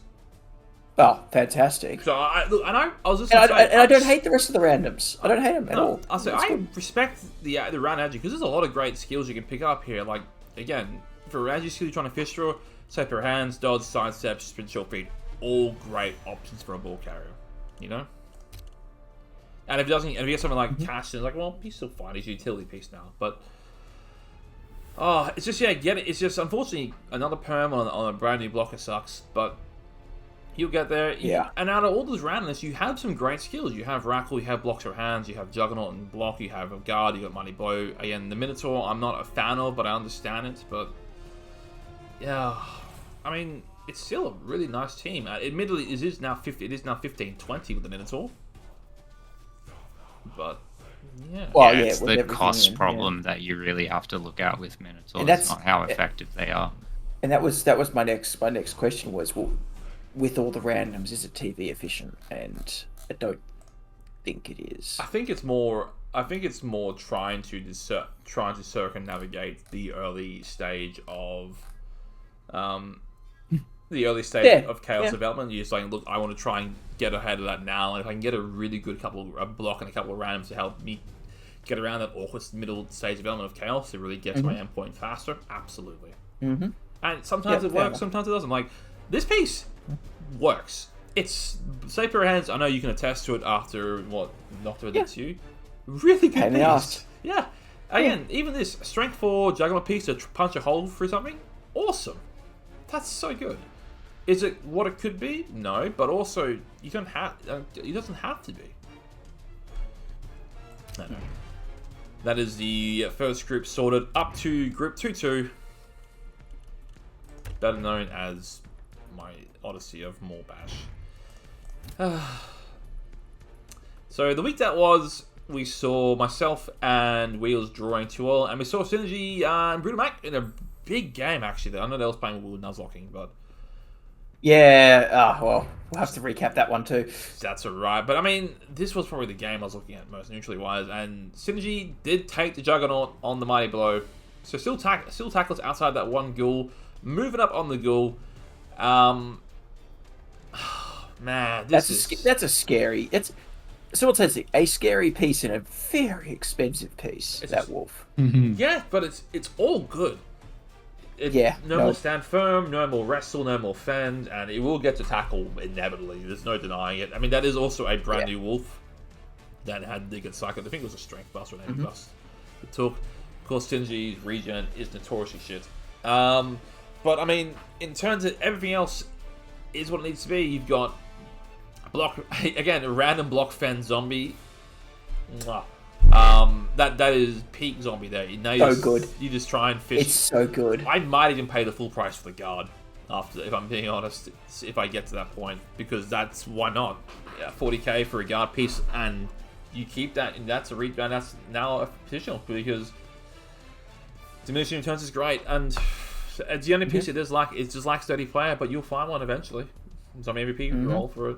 I mean, the ghouls are still exceptionally good, and they will cover the stopgap of tackle until you get that point. yeah, it's just this core is what makes this team so damn scary. Like any team can have a Mighty Blow Wolf and have a ball carrier, but having all 4 of your positional Wraiths and Golems with block guard is horrid. Yeah. Yeah. You're laughing. You played them already, man. So Those the Wraith. Yeah, I know. I got them next week. I'm like not this week, the week following, and I'm like, I'm looking at it. I'm not looking forward to playing I'm not looking forward to playing Derby. I'm not looking forward to playing this team. All of the all the Necro teams. I mean, he ran through my team last season, and it was not anywhere near this nice. And I'm now looking at a run back at a scarier team. I'm going, well, my team looks more or less the same, and that team has gone exponentially better. So, yeah. And then Brutal Matt, of course, had a tough result against Digi. I mean, no shame there. That team is absolutely stacked.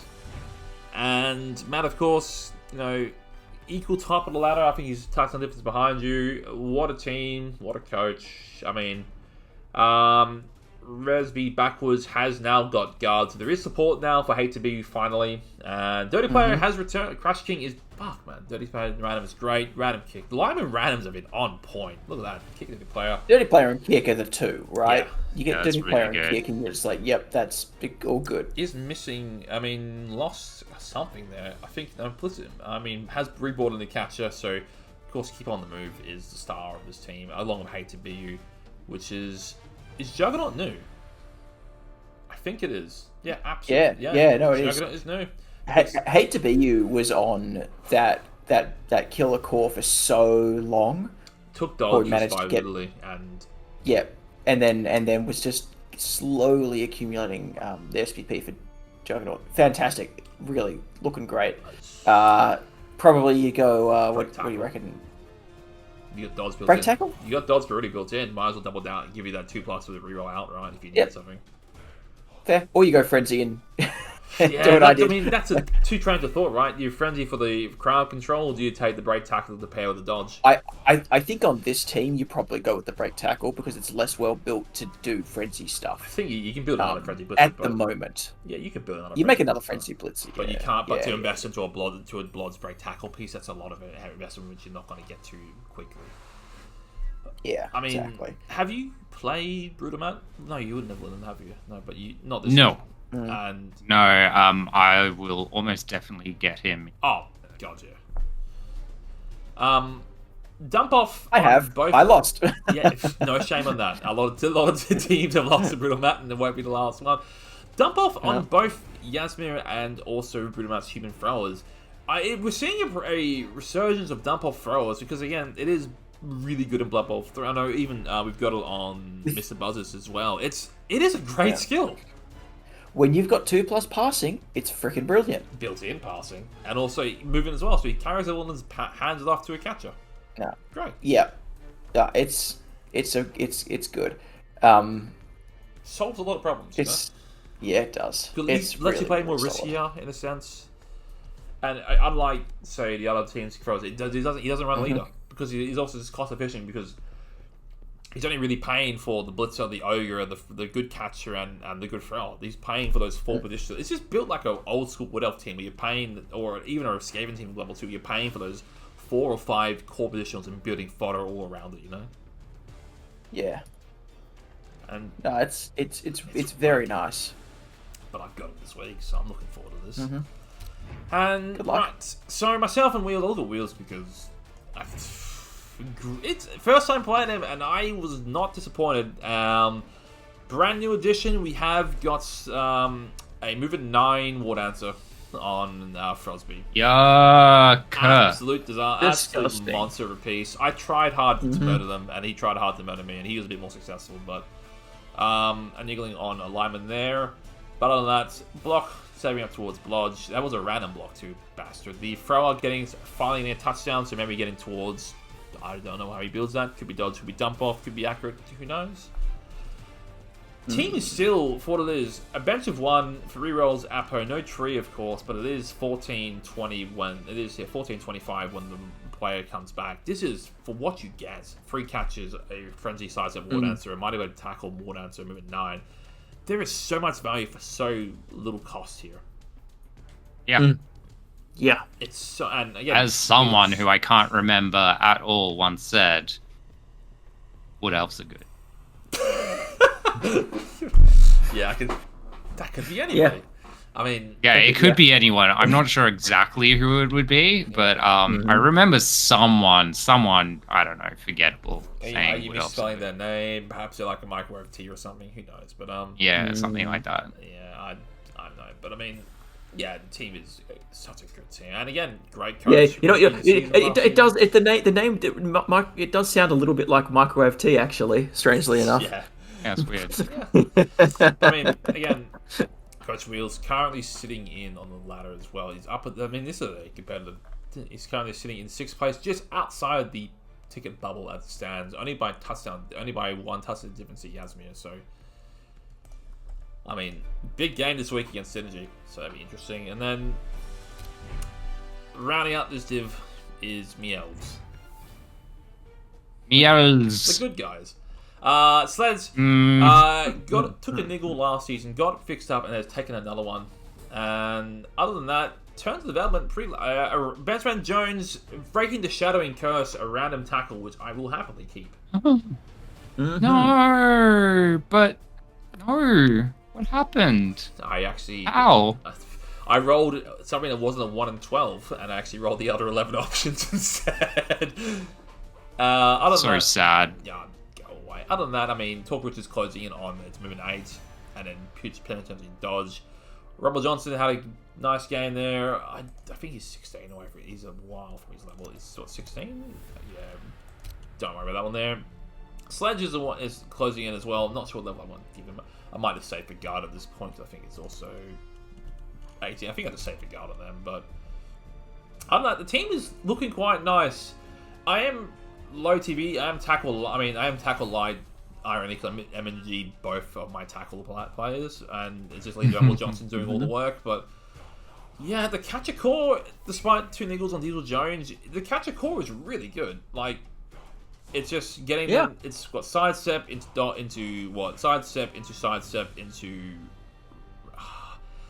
It's frenzy on Diesel Jones, if I'm being honest. I was debating, do I want tackle, strip ball? Like, no, there's too much short hands in the division. I just give me a frenzy piece with moving 8 and wrestle to just. If I don't bring it to the ground, I take it off the pitch, and it helps with 1 turn as well. And it gives me options which I don't have. And I have been debating getting another catcher, but I said, bugger it, I'll just get Torquist to move an 8 and dodge, and he's now a catcher at that point, and don't worry about it. But yeah, I mean, it's moving 8 and dodge, and that's him at legend if he gets there. But we are only 7 away, and Max Power is going just nice and straightforward. He's going dodge, dump off, sure hands, and he's now my now he's my thrower in quotation marks, while Torquist is a catcher in quotation marks. Yeah, that's the hope at least. And you need a backup because Talk Richards will be dead soon. Possibly. Yeah. He's not even a part of me. He's just unfortunately called Richards. Yeah, it's a shame. You could change his name. Like that's the option's there. I have a Vanity Passmore here. You could change his name too. Like I wouldn't complain. No, I'll just say that I wanted to be I wanted to be Dick Passmore, but apparently apparently it's not allowed. So no. What? Yeah. Absolute. Richards everywhere in shambles. But yeah. Alrighty. Hopping along into Group 2-3 in the Premier Division. So in the round that was, we had, Striking and Nude playing to a draw, and then it was an admin result for Overlordy, who is currently in the States this week and next week. So we'll look at the Eastern Europe now, actually. Eastern Europe? Well, there you go. States when the bye week. So, jeez, there's a lot of her dwarves there. So there's a M&G Troll Slayer. That is a niggling injury on a guard blocker. That is a Agi Bust. I mean, you gotta fire it now on a guard blocker, and that is a M&G. That is a really beat up dwarf team. God damn. God damn. Yeah. But I mean, otherwise, no development. Otherwise, but I mean, it's rapid. Like, you look at the skills. Like, we got a second skill and a blocker coming up. Another one coming up. The runner getting close to another skill. even Baby Ron's getting a first skill, tackle potentially on a blitzer. Like, this is a lot of. There's another spike of development coming through soon. Yeah. So these injuries are all left over from the Newt game. Yeah. Yeah. Again, quick shout out to Newt as well. Currently leading the least Premier Division in fouls per game, in fouling overall in the much-coveted Golden Boot. Hell yeah. So it is actually. I've only done the first 3. This is the first 3 rounds, by the way. And again, the season 2, one I did last time, the last result was like 33 for fires over 9 games, which is a solid result. And only stole it back in the last game, didn't he? Yeah, it was Miwash all season until Miwash Fires nicked it. He only finished with 2 fouls. Fires did 13 fouls to steal it in the last week. Bastard. In 3 Insane. weeks, in weeks 1, 2, and 3, Newt has dished out 18 fouls.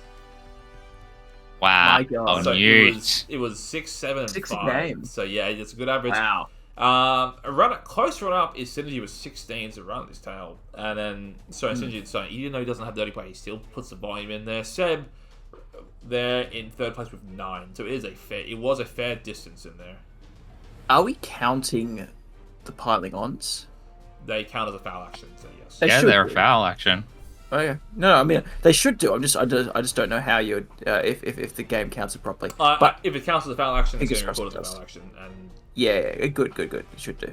right, and we're looking, Excellent. looking at the 2 teams. So not we're getting a good MVP and 2 touchdowns. Again, if there's any games I have to admin, if I know what's happening, I always do a 2-1.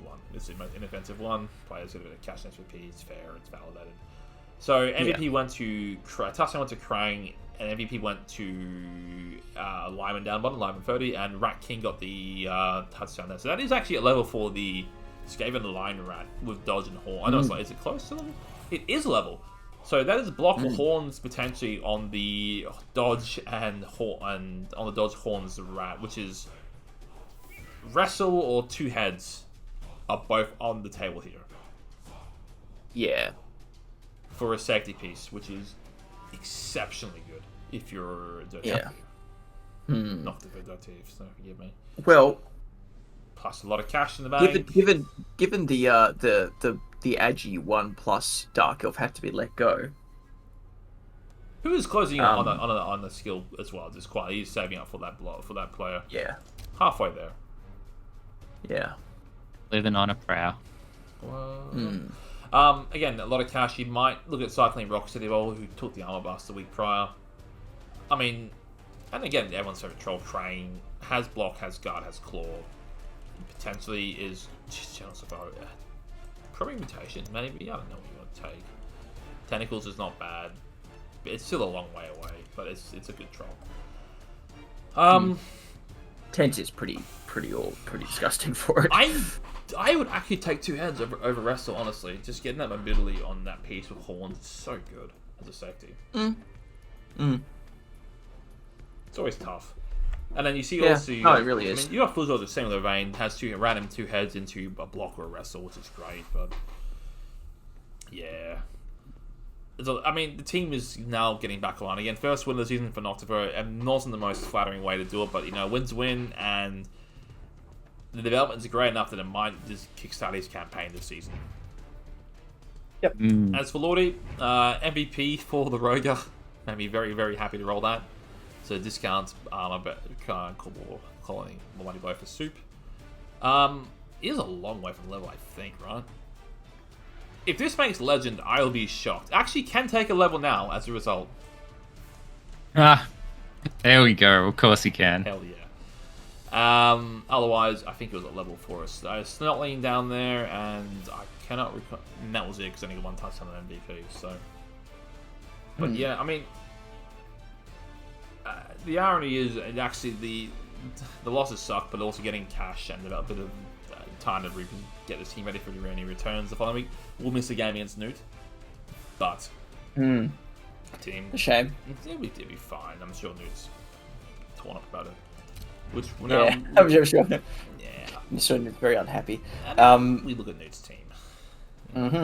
So I'm looking at what are we looking at? We've got Mummy off to a good start there. You've got we got a tackle white to support. So both whites of tackle. It is a conservative pick. There's anything wrong with it though. No. It's, really, really good. I don't. It's a safer pick against a lot of speedy options, and it's still closing in on a stat on the super carrier 1?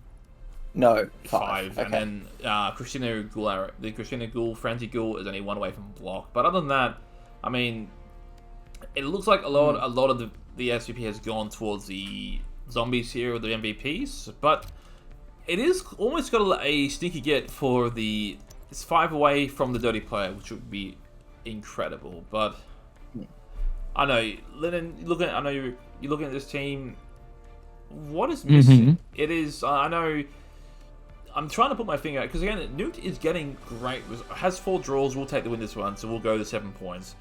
Is taking good scalps against really big names, and I mean, pushing strike into a draw.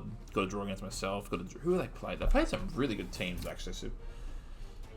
So what this is missing for me, what I would get immediately, as fast as I can, would be a sneaky get, dirty player, ghoul, in that order. Yes. Sneaky get, then dirty player on one of those ghouls. Because they're your foulers. You've got 4 of them. It's going to be fine. Sneaky get's going to keep them on for as long as possible. There's no...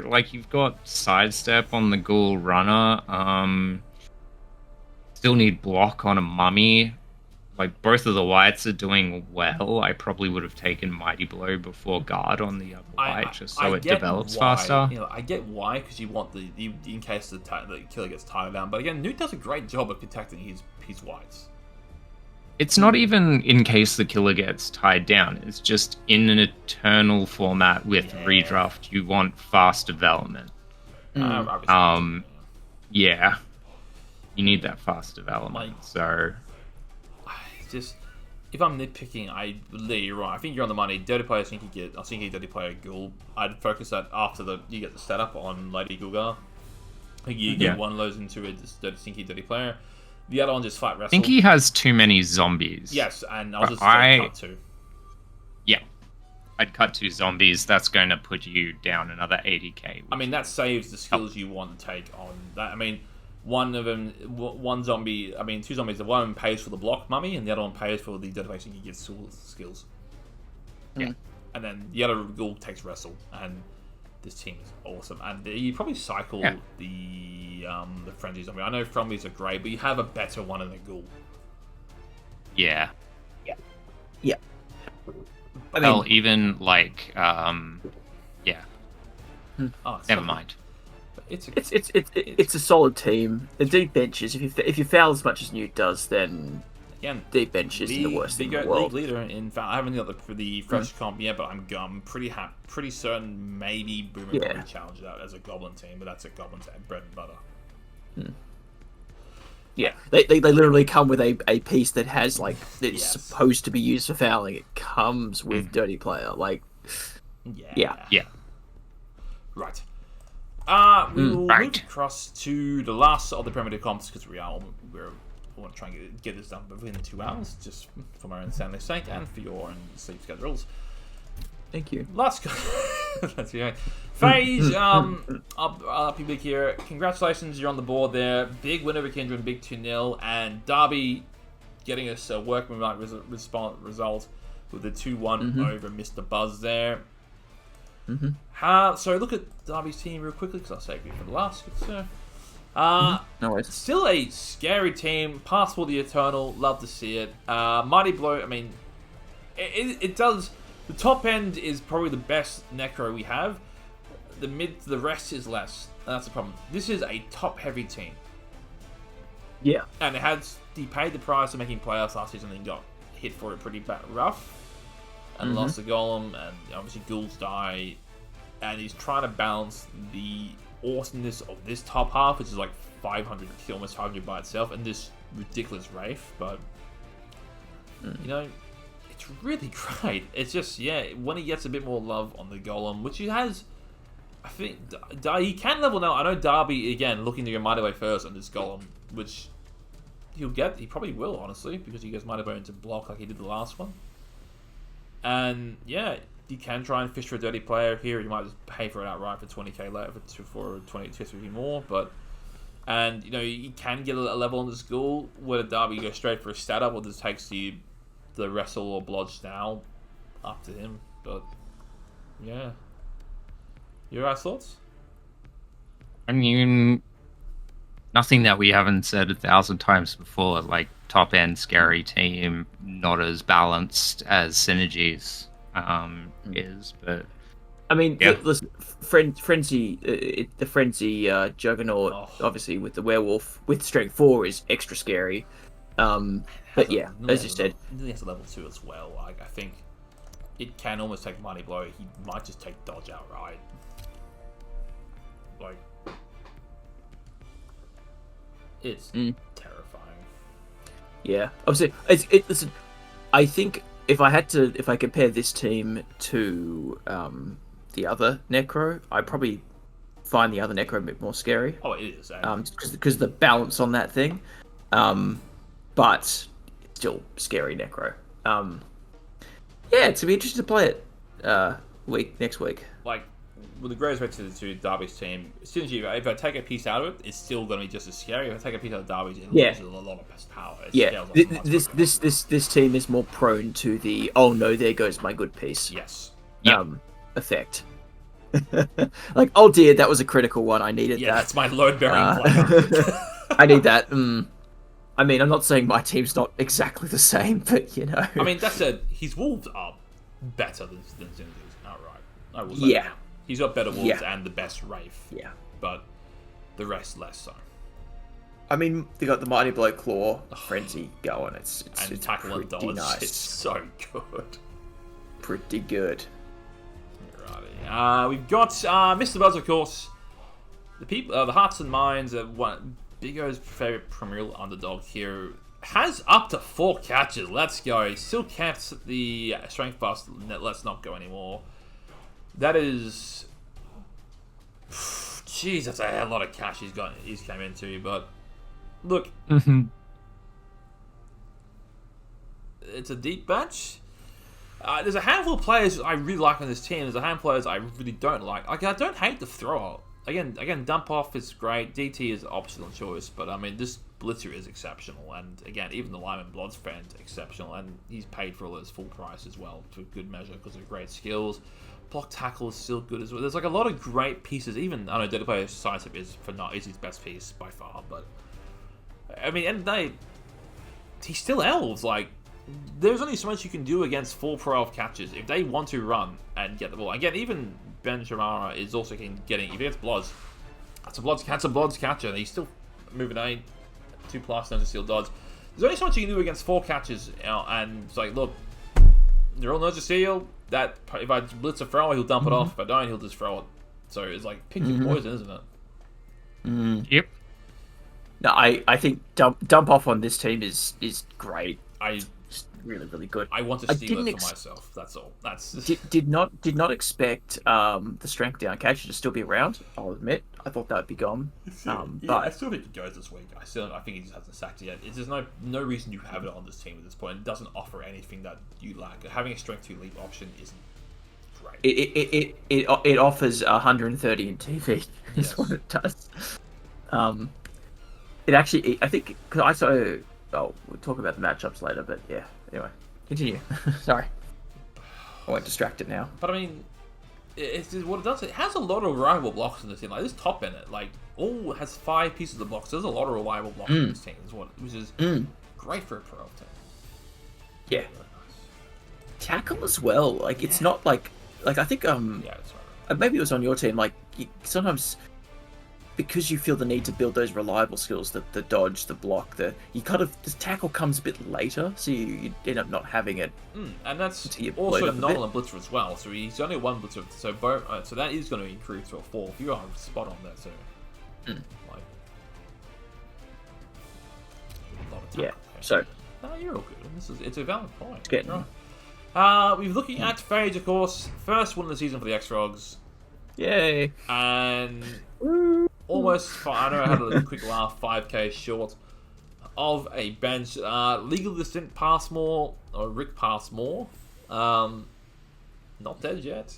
I know you have to rebuy Not dead yet. bodyguard, but I mean, also, Yep. the first official, in quotations, legend of the Big O, underperforming got there. Underperforming got there. What a monster. First and only legally sanctioned legend. Yeah. Took Frenzy. Yeah, it's a great choice. I had some words during my game with Seb. We talked about it. He was very much in support of the Frenzy option. After my last game, I thought, yep, okay, that's probably also probably a good idea. It plays into the strengths of the team quite nicely. And as much as it sucks not having the tackle Mighty Blow piece, like running around punching stuff, is freely, I've got to be a bit more clinical. It's still very scary. So I built my own wolf, which is a bit slower wolf, you know. Good. It reminds me of Coke Guy's old Orplitter, and he did just fine with that piece too. Yeah, I'll figure it out. It's great value. I think it's You good. don't have to agree block style as much. You have pro as well, so. But I mean, you have Dirty Player. You have the blocker core is perpetually, or it always will be 2 good ones, 2 rookie ones. That's what their job is. I think you are like 2 linemen short from being your team at your peak, and that's legitimately it. Yep, Like that's the way I feel about it too. And find some space for a kick somewhere in there too. Yeah, you know? I mean, you get a kicker in there, and this team's great. I mean, there's still not a lot of answers to overprice. Strength 4, blood step, moving 8. It's so great. Painful. Yeah. Yeah. So the team is looking really, really good. I'm not missing the ogre at all. You keep It shutting is. down. It's so good to not have that ogre on the team. It's crazy. I didn't listen. I thought it was like, oh no, like team doesn't need it. It's fine. It's totally What it fine does to do- not have the ogre. It makes you be a lot more careful with your guard places as well, which is nice. And it does help both your guard, both does have block as well, so it doesn't get dragged down willy-nilly, but I was like, giving the bodyguards block is. I honestly, like it. It's almost as good as giving them guard. would you go block first on the next 2 ones, or is it still guard first? I might actually go block on one of them first, just because it's such an annoying. It gives you control, it's right? so annoying. Gives It you- gives me control. Can I put in my hot take here? Mm. Mighty Blow. I knew it. Yeah. So tried that. I think this works better with, like, I think this goes more for these guys than it does for anything else. But to make these bodyguards good, you want block guard, right? So, yes, you want problem block. is that There they bloat. is a problem. There's a problem with Mighty Blow and not having the block skill.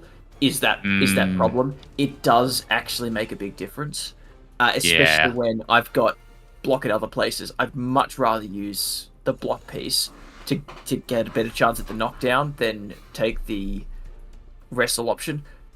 The bodyguards are best when they're standing. Yes. Wrestles. I'm never using wrestle. Like I almost always choose to not use wrestle if I can have the choice. Right? I'd rather stay standing. Of course. Yeah. So I can 100% see it for sure. It's one of those kind of backwards things. I think the thing that I have thought about. I know I talked to Seb about this. Guard. Sorry, not guard. Grab. I did have a grab piece. I had to let it go in the redraft. But I just not.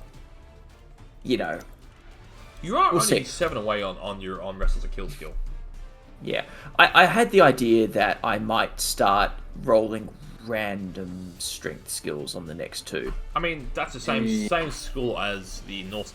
Not as good naturally because you do have one of the S tier ones that stand firm. But if you're fishing brawlers, I mean, break tackles great, grab, mighty blow, even armor for 10k is fine. And thick skull is not for 10k. Is not awful value, right? Yeah, we'll see. I think one of the things is that this team is really capping out at where its team value is good at. Yes. I think if we go much higher than this, it gets rapidly worse. Obviously, bench notwithstanding, bench is good. Two players for bench, but much over 50. If I hit 1600, it starts to get to being too big. I think your sweet spot's 15 to 16 flat. Anything over that, unless you're running like a massive bench, you're getting diminishing returns out of. Yeah, because you're gonna run into like a seb team. You're like, why am I more expensive than you? And why am I giving you bomb? And still getting wall guarded. Exactly. So, anyways, that's my thoughts. Last team in the round, it is Kindred and the Scream Queens. It's been a rough one for Kindred this season. Just lost to Mighty Blow. One of the. Did you lose a Mighty Blow? It was a sneaky get DP. Oh no, that's even worse. So lost a a piece. He's got a second guard now. Oh, second Blood's guard is online. Like, this team is still disgusting as all hell. Kick on the runner I adore, but it's still so expensive for what this team is. The top end is, again, similar to school. It's just, you're paying for the premium. This is a classic Dark Elf problem where you pay your top end is elite and then you just get it smashed. It's kind of what you ran into last season yourself with your Imperials, where your top core is great, but you just perpetually buying a bench and you're getting induced on and then losing that bench. Like, it's a real tough one. I feel like the intention of this team, of the Dark Elf team, is to somehow not have, obviously, like, it's not intended to have the assassins, for example. Yes. It's very weird to have a team where it's like, these two players are on it, but you never take them. It's like, okay, are you supposed to have two Witch Elves on this team? Like, is that the optimal kind of out? I was just gonna say I might actually stick a Witch Elf for just to try and get a bench instead. I'd rather, because of how the main theory is there is three players doing the exact same role, and that's tackle, mighty blow, tackle, mighty blow, tackle, mighty blow. That's I think the third one, like, there's not enough. It feels like Dark Elves at the best is heavy blood step span. Yeah. And like, if I'm looking at building a Dark Elf team at level 3, I might go, right, Mighty Blow, tackle, Witch Elf, excellent, it's great. I have two blitzers who are probably guard, bloodstep guard, and I invest those because my only double options here, and the other ones are just the bloodstep into random stuff there, and I keep my lineman core as cheap as possible, and the runner, of course, I probably keep equally cheap with this dump off and sure hands. That's why we've got Lara down the bottom there. That's a retired. He's trying to save it. I don't hate it. Which is great, right? You've got dodge on a lineman. As I was saying actually this during the game to someone who was mentioning it to me that they were temporarily retired. It's like, yeah, temp retiring linemen's perfect. They were exactly the easiest to temp retire because you never run out of them. Yes. You temp retire a blitzer. It's like, well, now I'm playing with 3 blitzers for the rest of the season. Like, I'd probably temp retire an Navy Bust and Celine because it is a really good blitzer, but that's probably the only one. If that makes sense. Like, but I hear. But like, it depends where in the season you do it. You wouldn't do that at the beginning. Like, if that happened the very first game of the season, you're screwing yourself for the rest of the season. Yeah. You wouldn't do it. But anyway, I hear what you're saying though, Exodus. I think that like as much as it's nice to have redundancy on this team, having the one runner that has the 2+ passing is awesome. You wouldn't necessarily. I know he ran a second last time. I don't know if it really. How much he got out of the double runner setup.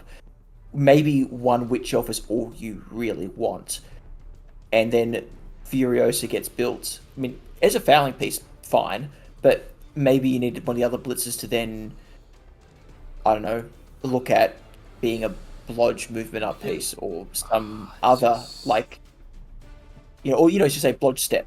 Sort of deal. It feels to me that Trinity is the odd one out here. Because it's a sort of going towards killer, but it's the worst killer on a team, a really good team. But at least the Witch Elf has Frenzy to soften it up, and Selene also has guard to support something else. And like, the problem is there's no real defensive pieces on this team. Like, you don't have any blocks that come up the way here. There's no sidestep on this team. This is a 1600 Dark Elf team with no sidestep. And that is alarming to me, and there's not short development. This team is stacked, and it's really good. It all feels the same roles, and that's my big concern. Like, Well, I was going to say, or maybe you go Frenzy Juggernauts on the Trinity, but like, hang on, you've got a Witch Elf. Yeah, you have a better option, and is actually That's already there. like for So 30k yeah, difference, it has jump up and dodge and frenzy for 30k more, and it's quick and like, it's like it's so Yeah. free skills for like 30k. It's I think that Ripley will probably go sidestep next. Yes. Should go sidestep next.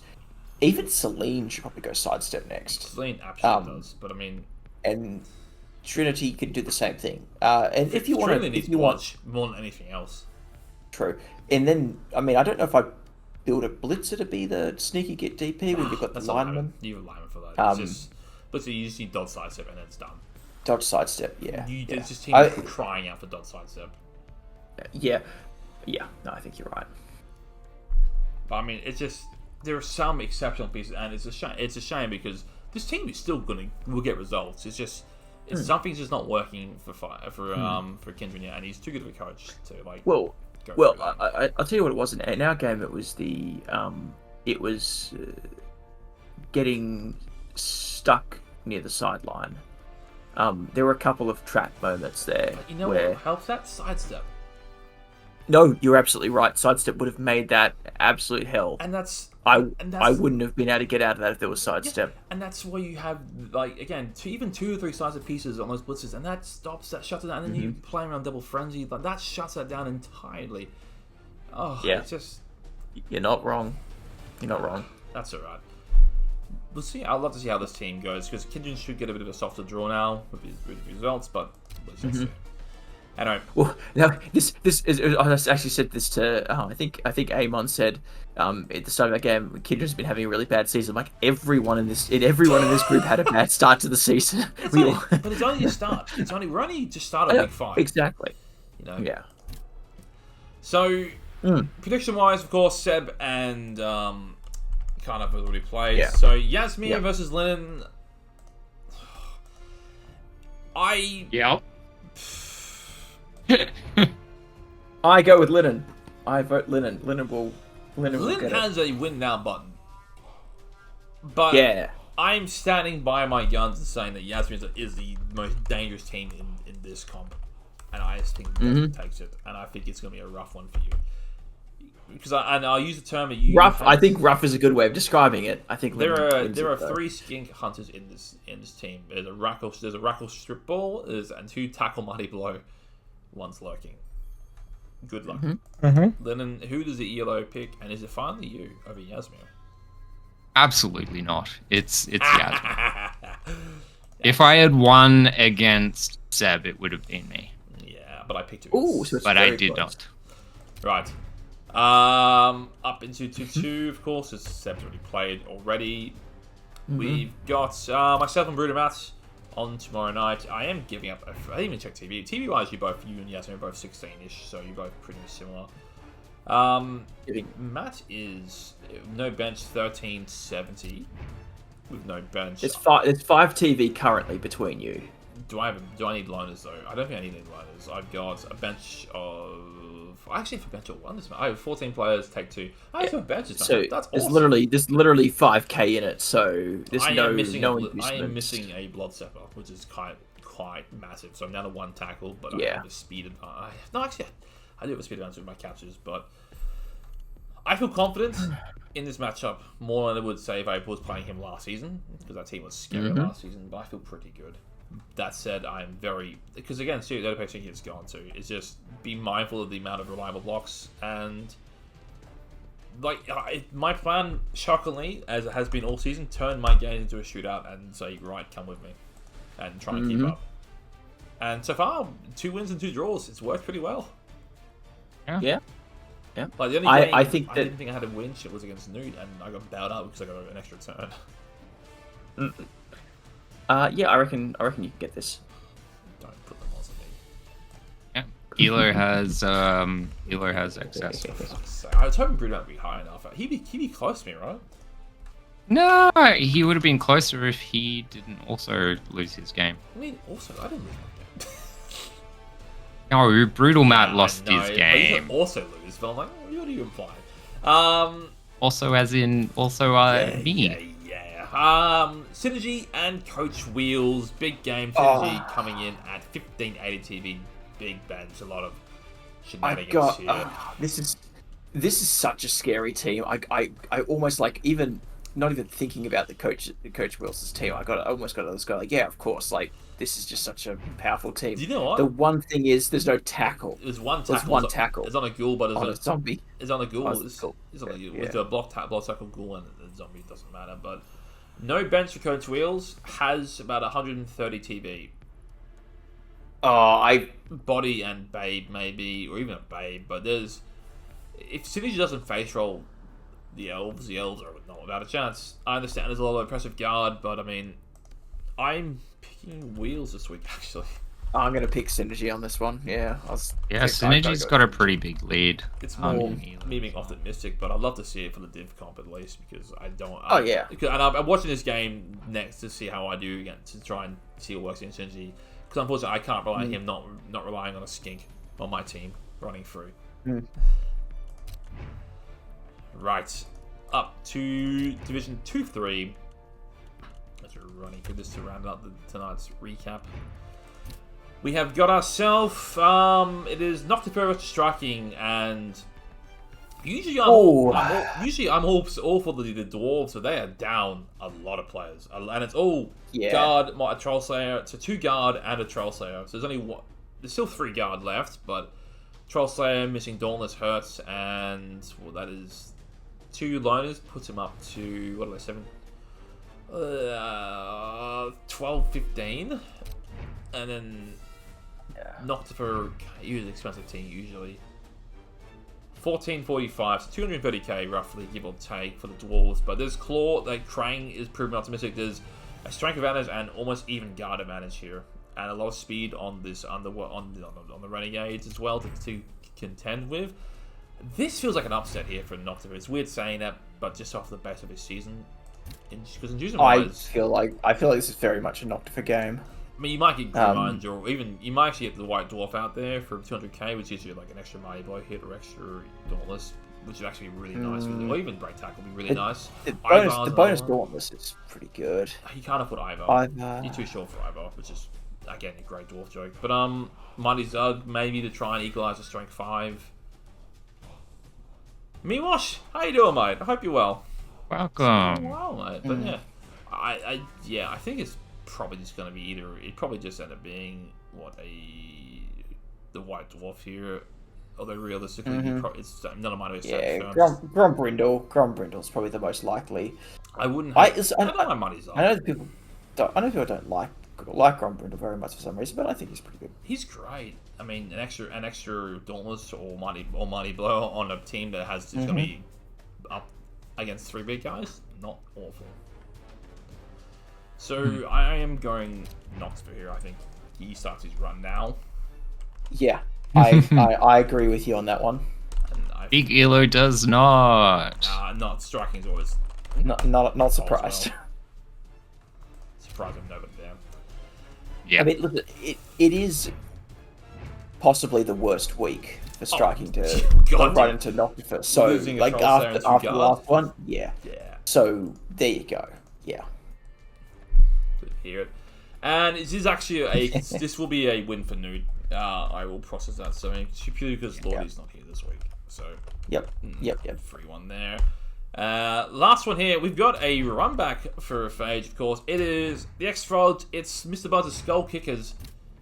How you feeling? Yeah. I know this is a scary game actually. I feel good. Listen, I feel like I figured out this team a bit. I always feel much more optimistic playing into elves. I think nobles just do better into elves than they do into bash teams. I can confirm I have been in that situation recently. But that, and also I expect that the Strength Buster Catcher will not be there, and that will make this team a lot more team. If the Strength Buster Catcher goes, there goes his badge. And you'd go from giving you 30k, giving you 10k to getting 120 TV, which only is probably enough for a power pro or 2, or it doesn't get him a star player in return. So you'd be trading a strength 2 catcher for potentially a lineman, and the irony is the strength 2 catcher that might actually give him an avenue to win this game short term. You know what? You're not wrong. Okay. Well, The irony is it's better than an extra body because he's still a strength 2. He doesn't have dodge, but he's still moving 8 and knows he's still on catch. He's still a scorer. Also, dump off thrower is bullshit. Very annoying. There's only 2-3 dodge players on this team. This is I do back myself on this one. Oh, I'm backing you as well, but this is a danger. Listen, there are many ways I could lose this. Yes, many could fail the many pitch, games, could many ways. He could outbash your team because your team's not that durable too. But I mean, No. Rex, he doesn't have an answer to your strike 4, and also I think your killer is going to have a field day here if he's not Well, we'll see. If I can play a similar game to the last one, then we'll be. I mean, if it turns into a shootout, you're in danger because 4 catches will outpace anything you can throw at them. But I mean, we'll see. And I'm presuming Elo is with Phage for this one. Versus Mr. Buzz, yes. Oh my god, that's there's not that many coaches I have Elo on, so there you go. Last one is Darby, who's having a pretty after he got done in week 1 and then has really taken some good scouts. Coming in this week at 15-15 against with a bench of 1 up against Kindred, and Kindred, what it is, 1600 flat. So 95 TV for the so just short of a bribe. So probably just be a babe and some change. It's weird because on paper this team can absolutely bully Darby's team, but it just feels like it's who draws first blood. You got 2 exceptionally good killer teams like Darby's 2 killer wolves versus and the golem getting random hits versus I say it's the 1 killer wolf really and the strength 4 versus the 3 awesome killing power and the supporting guard. Like the Darkness out guard the Necro here, but the Necro out strength 1. But so what I'd say. One of the things I noticed with Kindred last week is he pushed a bit hard and got stuck on the sideline. Yes, Darby will love that. And I managed to brawl him on the sideline. Yeah. I didn't have Frenzy, and that was very, very good for me. That was honestly that's the thing that got me the win was being able to brawl Dark Elves on the sideline. Great. So if he can avoid doing that, because Darby's team will absolutely destroy him if he lets that happen. I don't think he will. But that's the danger. I mean, as I see it, I will be picking the super winning coach in Darby, but there is a danger because if he can't find those pals, I mean, on the non-tackle pieces. There's a lot of soft targets he can really run through here. Because, I mean, the zombies don't do a lot of harm getting in the way. The golem still doesn't. If Darby does get Mighty Blow first, that's fine. I mean, the ghoul could take Wrestle to try and be a pest to find a solution to it. He probably takes Blood, so if I'm being honest there. So it's really probably going to be 50k instead of 95. But, it's a scare. I mean, Darby does have a bench of 1, of course. But, yeah, I'm still picking the Necro here. But this is a real danger game for Darby. Oh yeah. I mean, we already said if any of those first 3, either of the wolves or the wraith, go down. Golem as well, but the top 3 are the biggest things. Yeah. And Kindred actually has a lot of his team back. So that was the other thing. When my game versus him, he was down a lot of his very best players. And so now they're all back.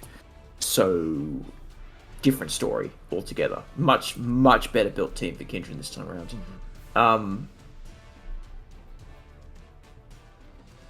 Yeah, I think I'm going to go with Darby as well.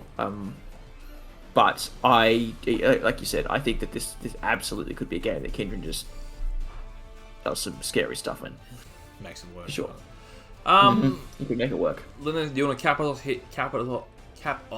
off here with the last prediction of the night?